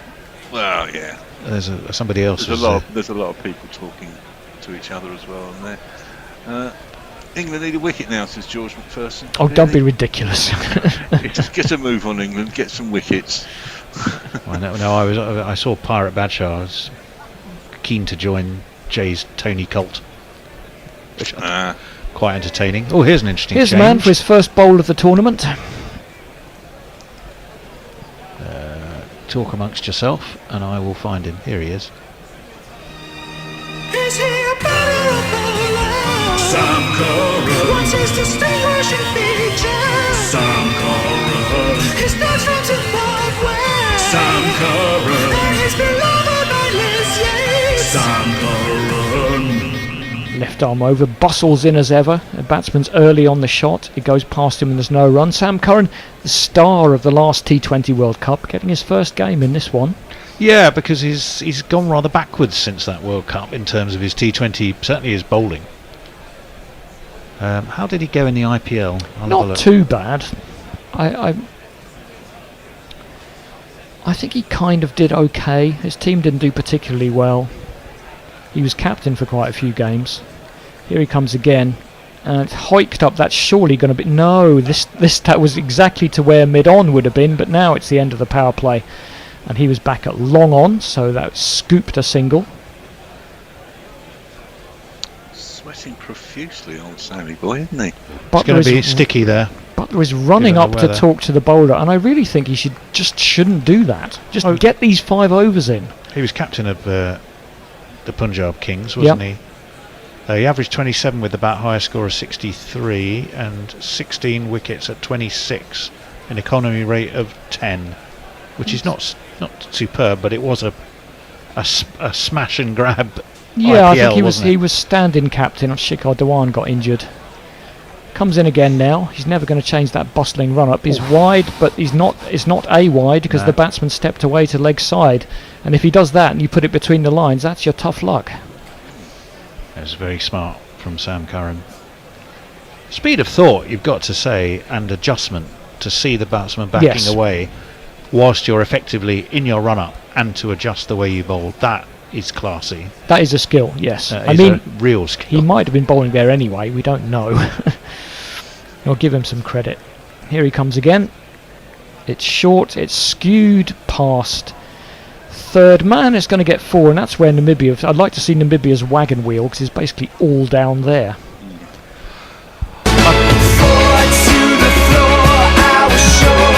Now, I don't think I would call this ball chasing, but to me, the number of runs that have gone so fine, why have they got their third man set so wide when the ball almost every time... I don't think he is that wide. Really? Well, he's not fine enough for where the ball has mainly gone for that top edge shot. Well, that is ball chasing. Well, you can say that it's not all you like. No, but because it if he'd is. have been there, okay. Drops that one up to mid-on. They get 2 here as Brook comes in. Surely not, no. Again, I don't think Namibia are really serious about getting these. They would have pushed for 2 there. There's reached a point where I think they possibly now, you're right Andy, have seen it go beyond them. The run rate's over 16.5. They still need 100 off 6, yeah. Have we got enough yet? Give it 2 more overs and I'll let you know. Right. Dear, oh dear. Curran to complete the over. Namibia 24 without loss. Comes in, and again, the odd one seems to just zip off the surface a little bit. Yeah. That one did, and Van Lingen couldn't do anything with it. I think that was almost a leg cutter, wasn't it? It was a super ball. I think there might be a few batsmen in the pavilion saying, get out and give me a go at this rate. It's the end of the over, 24 for naught. Mike says Namibia 2 for naught after 1 over, so already better than England. Upset incoming. Dara Azizi is with us. He says hi all. Hello to you, Dara. Badshaw, who'd like to apply to join the Tony cult. Jay seems to be starting. Every cult has a charismatic male leader. There you are. I got bags of Kool-Aid. Yep. Now England want to get through this over without some kind of flash thunderstorm, and they'll be happy. A real flash thunderstorm, not a metaphorical one with the bat. No. Yeah. They don't want either. It's going to be this fellow. Where is he? Here he is. Chris Jordan's back will make him cry more. England caps will soon. Oh, hello. He clubbed that one past the bowler. Jofra Archer's up at mid-on, and there's a single. Windy team. Again, just the ball just doesn't seem to be coming quite onto the bat enough. He was through the shot a little bit early. Yeah. They're finding it tough going, although England, apart from a slightly loose start with a no ball, generally have bowled really, really well, I think. Yeah. Archer's been possibly the most expensive, and that was with 2 balls that could have taken the batsman's head off all. Jordan's in again, tucked into the leg side. They'll get through for 1. I think these batsmen ought to retire, really. I mean, from the innings or the game. He's just not doing anything. I know it's virtually impossible, but you could try to do something. Leia tells us it was a Kool-Aid knockoff called Flavour Aid. Was that the Jim Jones? Yes, yes. Well, it certainly had some unsanctioned additives. Yes, that's true. Weird. Put it this way: if it was sold in Tesco's, they'd be recalling it, wouldn't they? You'd hope so. In a hurry. Jordan is in. It's wide. It's carved down to third man. It's carved over wide third man. It didn't seem to have any third man at all there. Went for 6. Wow. I will agree they should have some third man. Well, I think they did, but haven't they got someone? But he's actually really too fine on this occasion. Yeah, chased the ball, you see. But on the number of shots that have gone backward, down in that direction, more have gone fine than have gone wide. It's fine to say that, just don't preface it with I'm not saying chase the ball, because you are saying chase the ball. Here comes Jordan, see what he can do about that. It's short, it's flapped at, Butler takes it above his head and there's no run. Gives him a... Oh, that's the one no, for the over. One for the over. Yeah, that's all right.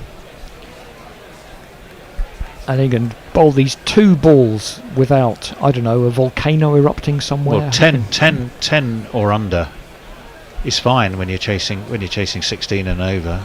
It just extends that run rate further, doesn't it? Still moving the field around, confident that no act of God is going to take place. Might have been over his head. The batsman could feel a bit hard done by there. 2 interesting flags side by side. Chelsea and Tintagel. Who do you think would win that one? Well, Chelsea a year ago, I think had been close. They're a bit better now. That one's flashed and missed by Davin. There's also a madness flag in the middle of it all. Excellent. Madness v Tintagel. That might be an interesting game.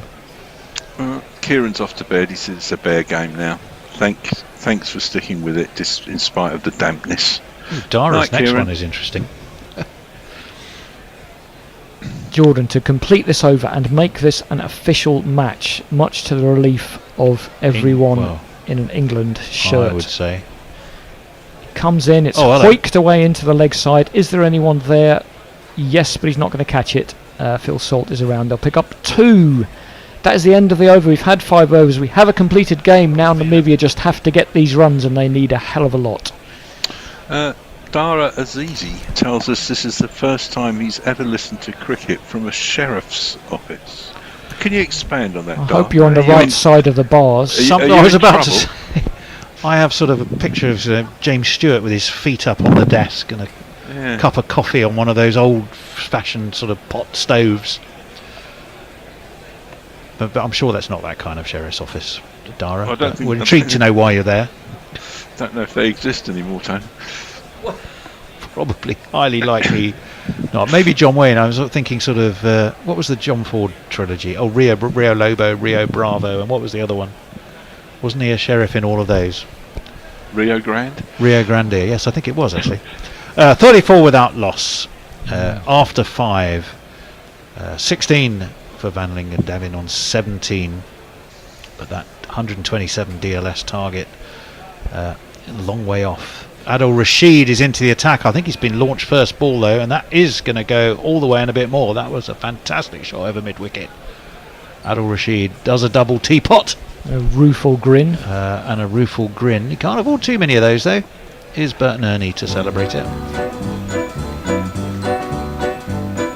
6. Just got his line wrong there. He's well Yeah, outside he leg did. stump to the to the left hander, and it's really a free hit. He took full advantage. Oh, clever.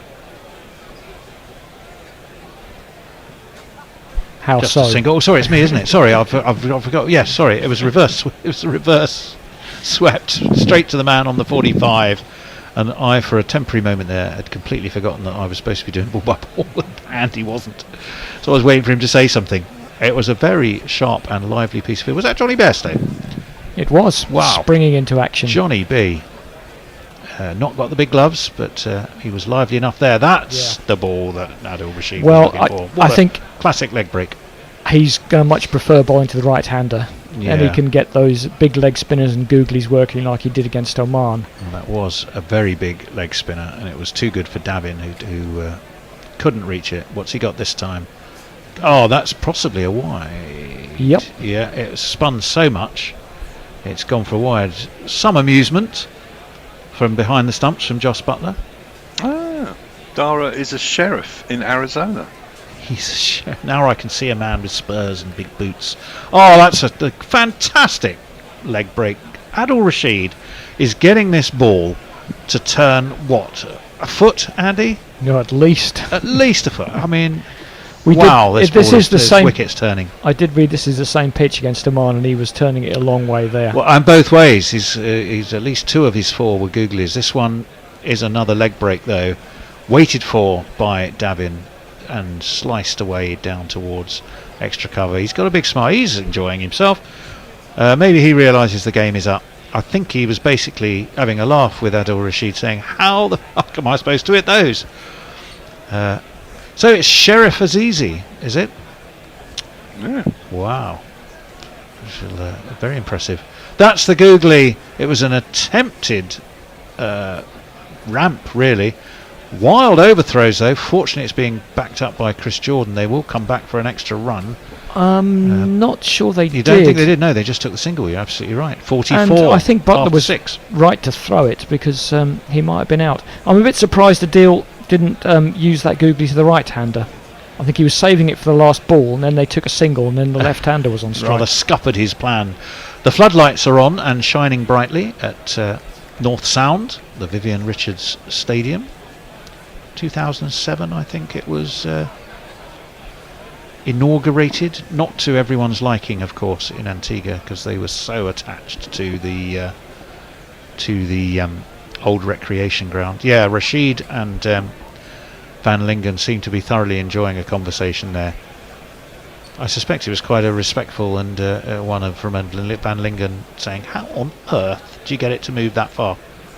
Now, hang on, what's going on here? Because I'm good. No. Yeah, What? someone's... Is that a run out? Davin's wandering off. It must have been a run out. No, I think he's just retired. I think he's literally retired. Well, David Wiese has come out. Yep. That's extraordinary. Are you allowed to do that? Yes, you are. You can just say, I'm having a shocking time here, I'm going off. Well, the coach can say that in theory. The coach can hook them. Well, no one was out. Sam Curran is going to be back into the attack. And Davin has disappeared from the scene extraordinarily, as far as we can tell, without having done anything to suggest he should. He's retiring, yep. I've never seen that before. No. It's happened once or twice in franchise. Well, yeah, probably the right thing. I mean, it's a bit too late. David anyway. Wiese, of course, was the hero of the power play with bat and ball against Oman. Different kettle of fish facing England's attack, though. But it's Van Lingen who's facing Curran and slaps it straight to short extra cover, and there is no run. This is good bowling from Sam Curran. Any indication on what you're looking at there, whether that was his decision or whether he was hooked? It's hard to say. I suspect he must have been hooked. Would you ever walk off and go, "Do you know what, I'm having a mare here"? It's not your decision to make. He's not the captain. Therefore, you would have to say, someone must have, someone must have told him. That's been meaterly pulled, but by Van Lingen, but straight to Ben Duckett, who is out at deep mid-wicket, and again it is just a single. So England should be in good order. I'm still not going to overcook it.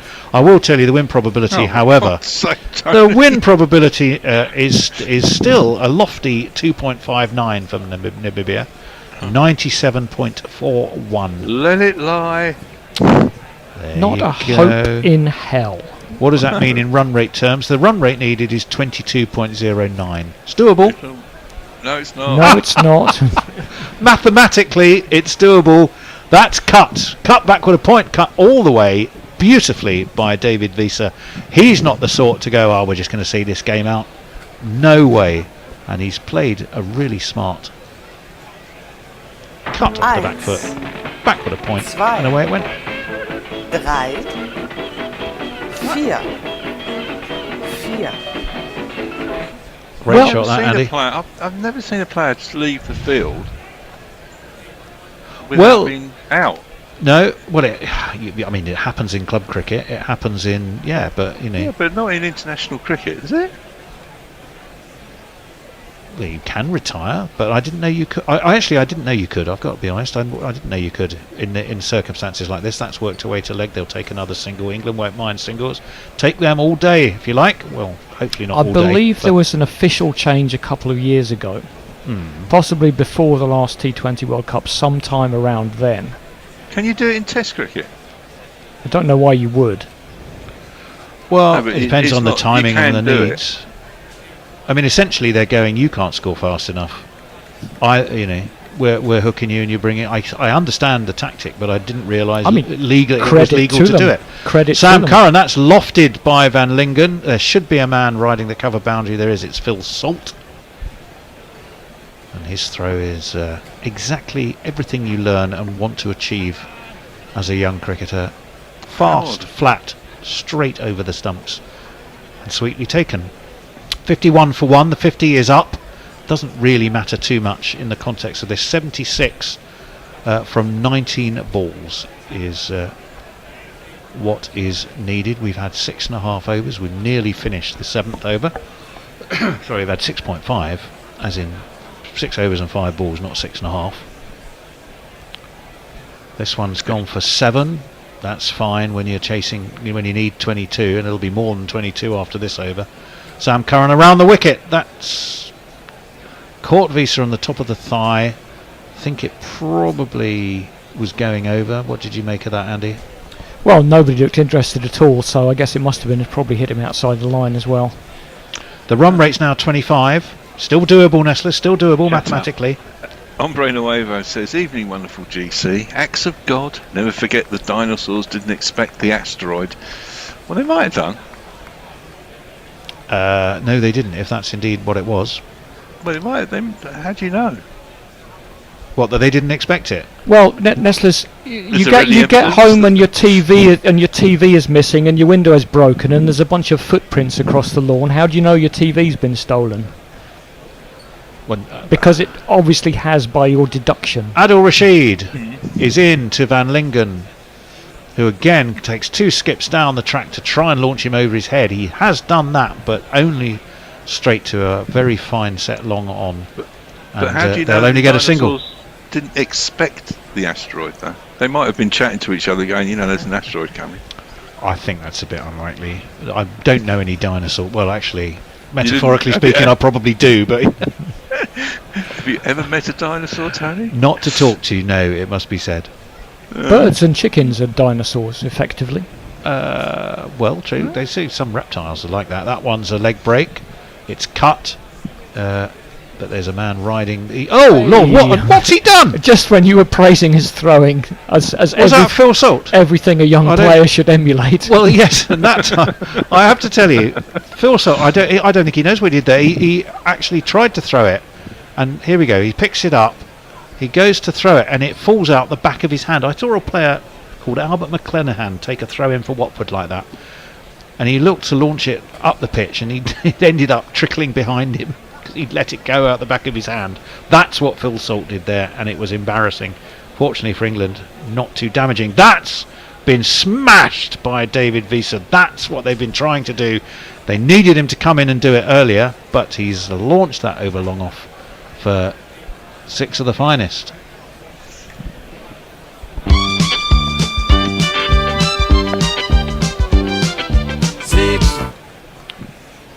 Yeah, that was in the arc. Wiese will not miss out on those. 20, didn't he get 20 in the power play against Oman, against Oman's 10, which he'd the also super over? bowled. He's launched this as well. That's going to go the distance. They're not giving this up. David Wiese's not giving this up. That's gone over mid-wicket this time, and it's gone for 6 more. Oh, I say, 66 for 1. Well, whoever made the decision, absolutely fair play to Namibia for making that retirement and bringing Wiese in. It's better late than never. You know, if they'd done it after That 3 run overs, they rate- might have had a chance. It's about 26 now, I think. Adil Rashid's looking, well, a little thoughtful. Well, he's only got another couple of balls, He's then thinking he's done this- for this game. Yeah. Well, they're thinking that this wasn't in the script. 66 for 1, Namibia. 2 balls left of this Rashid over. Short, wide, smashed by David Wiese. That's going to go for 4. It bisected cover and extra cover. This man's a fighter. He will not give this game up, whatever the odds may say.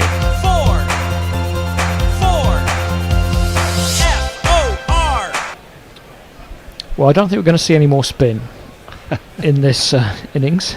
Well, that begs the question. Archer and Jordan is left. It's going to be Archer and Jordan for the last 2. In comes Adil Rashid. That's a better ball. It's a leg break dug into the pitch. Wiese will get the single though, and it will keep the strike, which I think from a Namibian perspective would be very much in the game plan. He's got 24 off his 8 balls faced. That's some going. 26 off 25 for Van Lingen, 71 for 1 Namibia. 2 overs left, Nestlers. Well, Leo is telling us what dinosaurs are. All dinosaurs are reptiles, but not all reptiles are dinosaurs. Right, 56 off 12 balls, which is 26.3 and over. But I don't think Namibia will give this up. 55 off 12 is what the calculation is. I thought it was 56. It's 55. But the way David Wiese is going, you know what? I'm not sure. Well, I would. You would bet against it, but he's not going to die wondering. I thought the target was 127. Well, it is. Well, it says 126 now. What? You can't adjust it in the middle of the game. Well, when there's been no other delay, the I target is don't know. 127. Why have they brought it down by 1? No idea. A penalty run for something? That's not how penalty runs work. You add them onto the score. Well, that's what I thought. Well, no, but you would do if you were penalising England. But yes, you're exactly right. Is it worth pointing out that England didn't take a wicket in a 10-over game against Scotland, and they haven't taken a wicket so far? Well, in this one? I can tell you that Cricinfo said, as we thought, the target was incorrect. 126 is the target, not 127. So Cricinfo's now getting all a bit high and mighty. Yeah, because they got one thing right. Because they called the game. It is off Chris the other Jordan day. anyway. Here he is. That's smashed by Wiese. Is he smashed far enough? No, it's going to drop well short of Phil Salt. The word you're looking for was clothed. Well, he didn't get hold of it. He looked like he'd launched it over mid-wicket. Yes, you're right. He clothed it. It dropped well short. And they should just have taken a single. And if they've just taken a single, that will mean Van Lingen on strike. And I think England, as secure as this should be, will be happy if David Wiese is not on strike for a bit. Because boy does he have the bit between his teeth. Unless they're going to hook Van Lingen as well. This is his third consecutive World Cup, you know. Wiese to World T20. Because he played in the 2016 World Cup in India for South Africa, and then he played 21 and 22 for Namibia. And of course there was a bit of a gap in between. That's launched by Van Lingen. There should be a man deep down there. It's Harry Brook. Just a single. Wiese back onto strike. England won't mind those 1s and 2s after that absolute assault on Adil Rashid. I think the more dot balls they can serve up, just let's settle any little nervy flutters. There shouldn't be too many. But they need about 30 now, Nestlers. 73 for one. Should, without no balls. Who needs 30? Have 10 balls left. They need 53. So they need 5 a ball. So they basically got to go big off just about every delivery. Chris Jordan's in. That's played onto his toes by Wiese. Takes a single. Won't be happy. He was looking for so much more. As a good ball by Jordan. It was full, and Wiese just couldn't get it away. So when they need to score a 6 off every delivery, Chris Jordan has bowled very smartly here. Each one's gone for a single. He will not mind that at all. I wonder why they hooked Davin and not Van Lingen. Davin was going a bit quicker than... He wasn't going quick enough. He was going a bit quicker than Van Lingen. So that's an odd one. Maybe potential. 30 is this partnership, but Wiese's got 26 of them and Van Lingen's got 4. And indeed, Van Lingen has just looked to drive this, but he's driven it straight back into the big old bucket hands of Chris Jordan on the bounce. But it's 74 for 1. We've got 2 balls left of the 9th over. It is quite funny that England haven't taken a wicket in this innings either, as they didn't against Scotland. Oh no, it's 74 for 1, but the one's a retirement. Yeah. Yes, no, you're absolutely right, of course. Would they be worried? To be honest, when they've needed to... They've kept the score down. I mean, normally this is a bit of a strange innings. I mean, they needed so many. Jordan, that's pulled meterly, mightily, and effectively by Van Lingen. That's probably why he's out there, because he's launched that over deep mid wicket for 6 runs. Bit of a shame for Chris Jordan. He was going so nicely.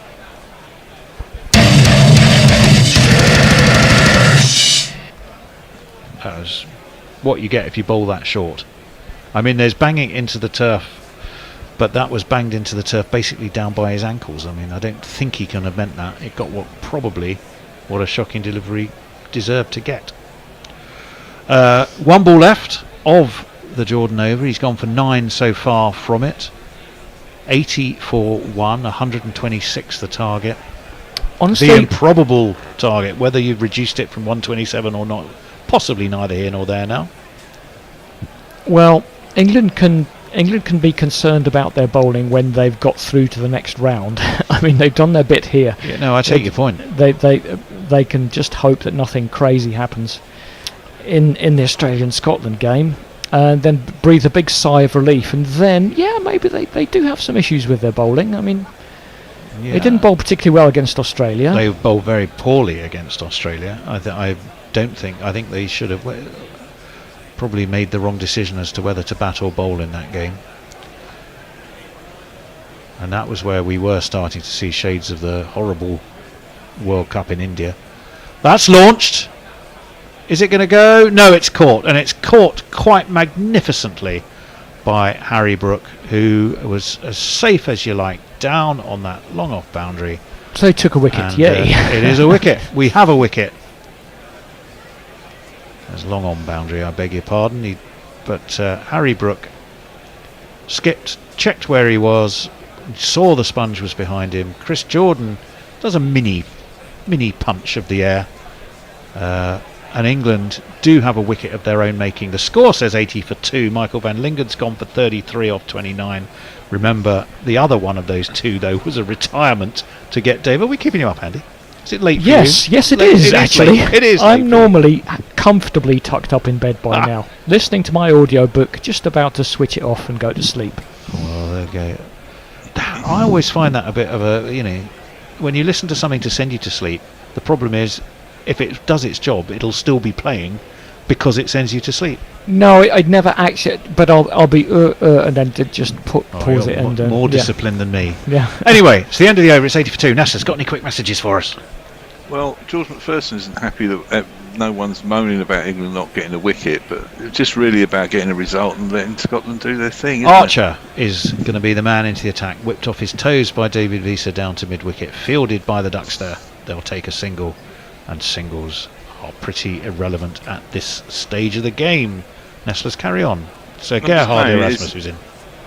It's not really. It's just about getting through this. Well, it is. I mean, winning. When when the batting side needs 12 and over, and they're going at 6 and over, you're almost trying not to take a wicket. You don't want to, and thus making them do a retirement. Well, we just saw Erasmus's strike rate 112, and this was what we were saying. If you compare strike rates of the batting units, England are so far ahead. It's ridiculous. I don't mean in this match. I mean generally. Archer in, swing and a miss. Erasmus tried to launch Antigua's first space satellite, and it didn't work. We're watching that Harry Brook catch. Fingers up, Aussie. Well, it was the only way you could take it fingers up. You'd had to have been about 12 feet tall to take it anything other than fingers up. But he took it well, did Harry Brook.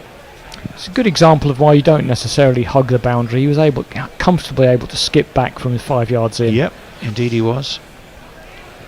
I'll give you the run rate in a moment, Nestlers. That one's pulled across by Erasmus. Down to Ben Duckett again, who's busy on that deep mid-wicket boundary. They're looking for, in this last over, they're looking for about 67 and a half here. It's probably gone up a bit more now. 2 off the first 3 balls. Good, sharp bowling from Archer. The hurricane, the blitz of Wiese seems to have abated. You're saying there's a chance. Just saying there's a chance, yes. 88 and over required. We're back in Dumb and Dumber territory, aren't we? That's pulled high. Has he got enough, Wiese? No, he's going to be taken. It's Harry Brook again. Old safe hands, Brook. Wiese takes his helmet off. He's got his headband underneath. Brook's got another catch. Archer has a wicket. They're tumbling now, Andy. They're tumbling, these wickets. They are. And it's two have tumbled. It's not exactly a complete.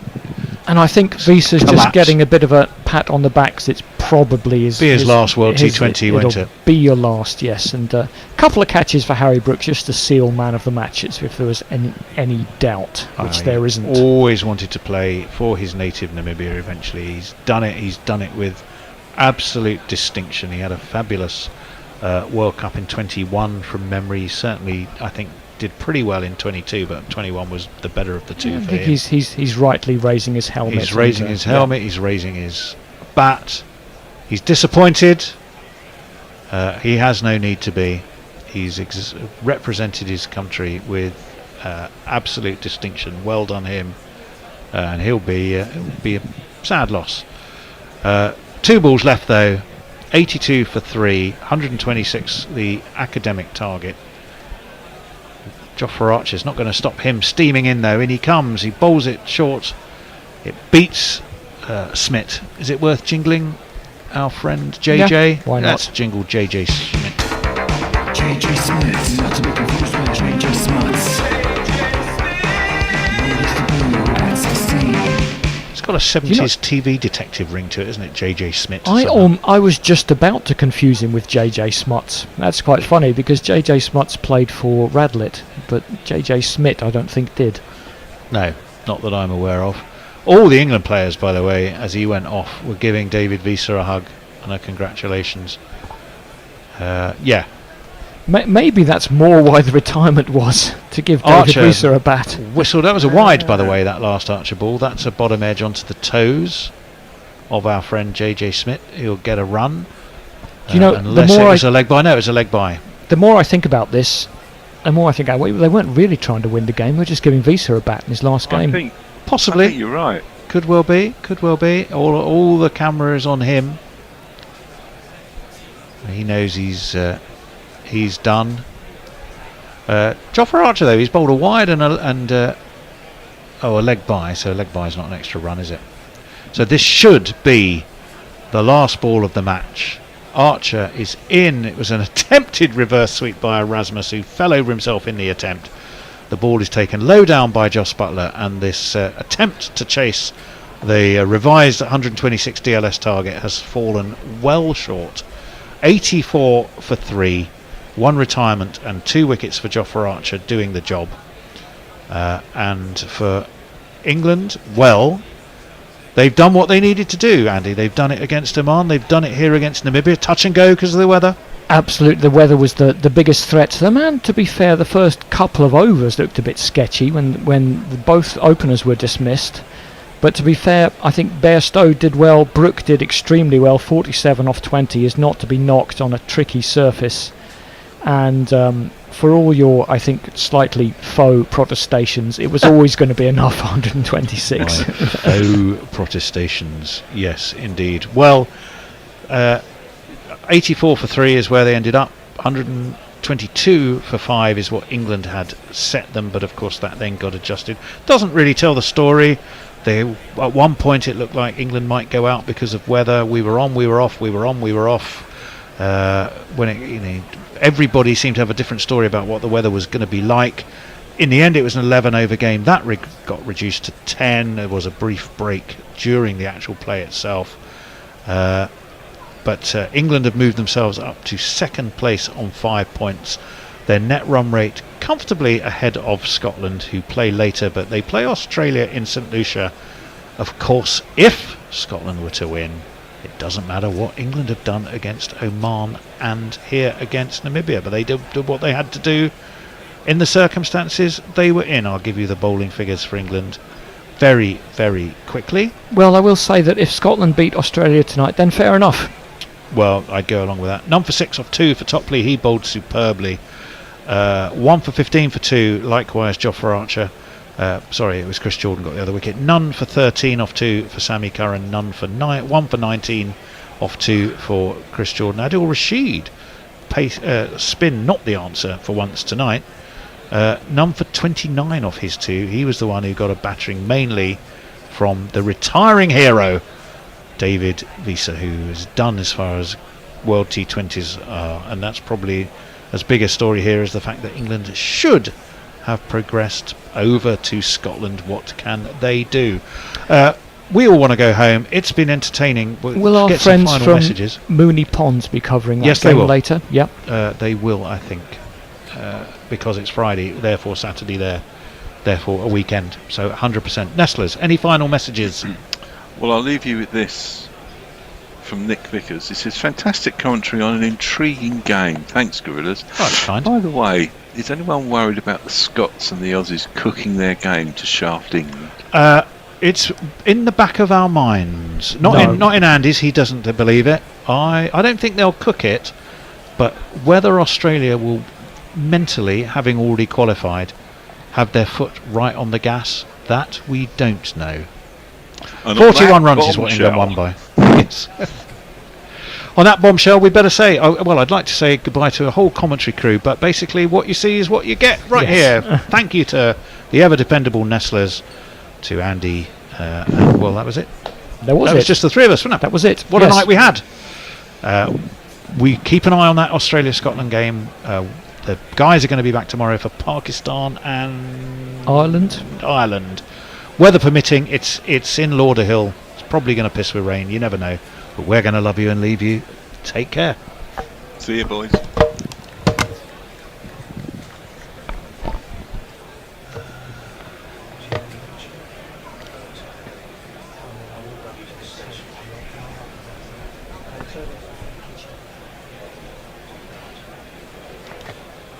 Guerrilla cricket. Whoa. Guerrilla cricket. Whoa. Guerrilla. Take guard, man the barricades, patrol the cover boundary. At last the time has come, this is a cricketing emergency. Hear this call to arms for every cricket revolutionary. Take up your bats and stumps for the test match insurgency. At first they tried to silence us, but we would not be silenced.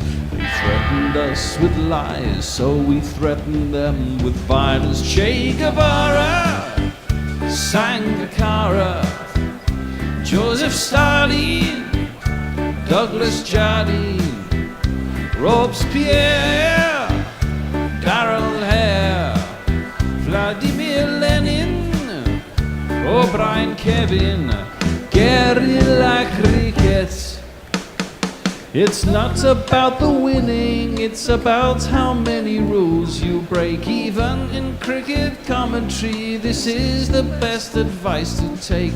Pick guerrilla cricket, it's the finest choice you'll ever make. There's so much more to cricket than red counters and a slice of cake. At first they tried to sanitize us and clean up our act, but people like it filthy, and we know that for a fact. Fidel Castro, Lenny Pascoe, Carlos the Jackal, Umar Akmal, Mahatma Gandhi, Grant and Andy, Brendan Behan, Austin Ian, guerrilla cricket.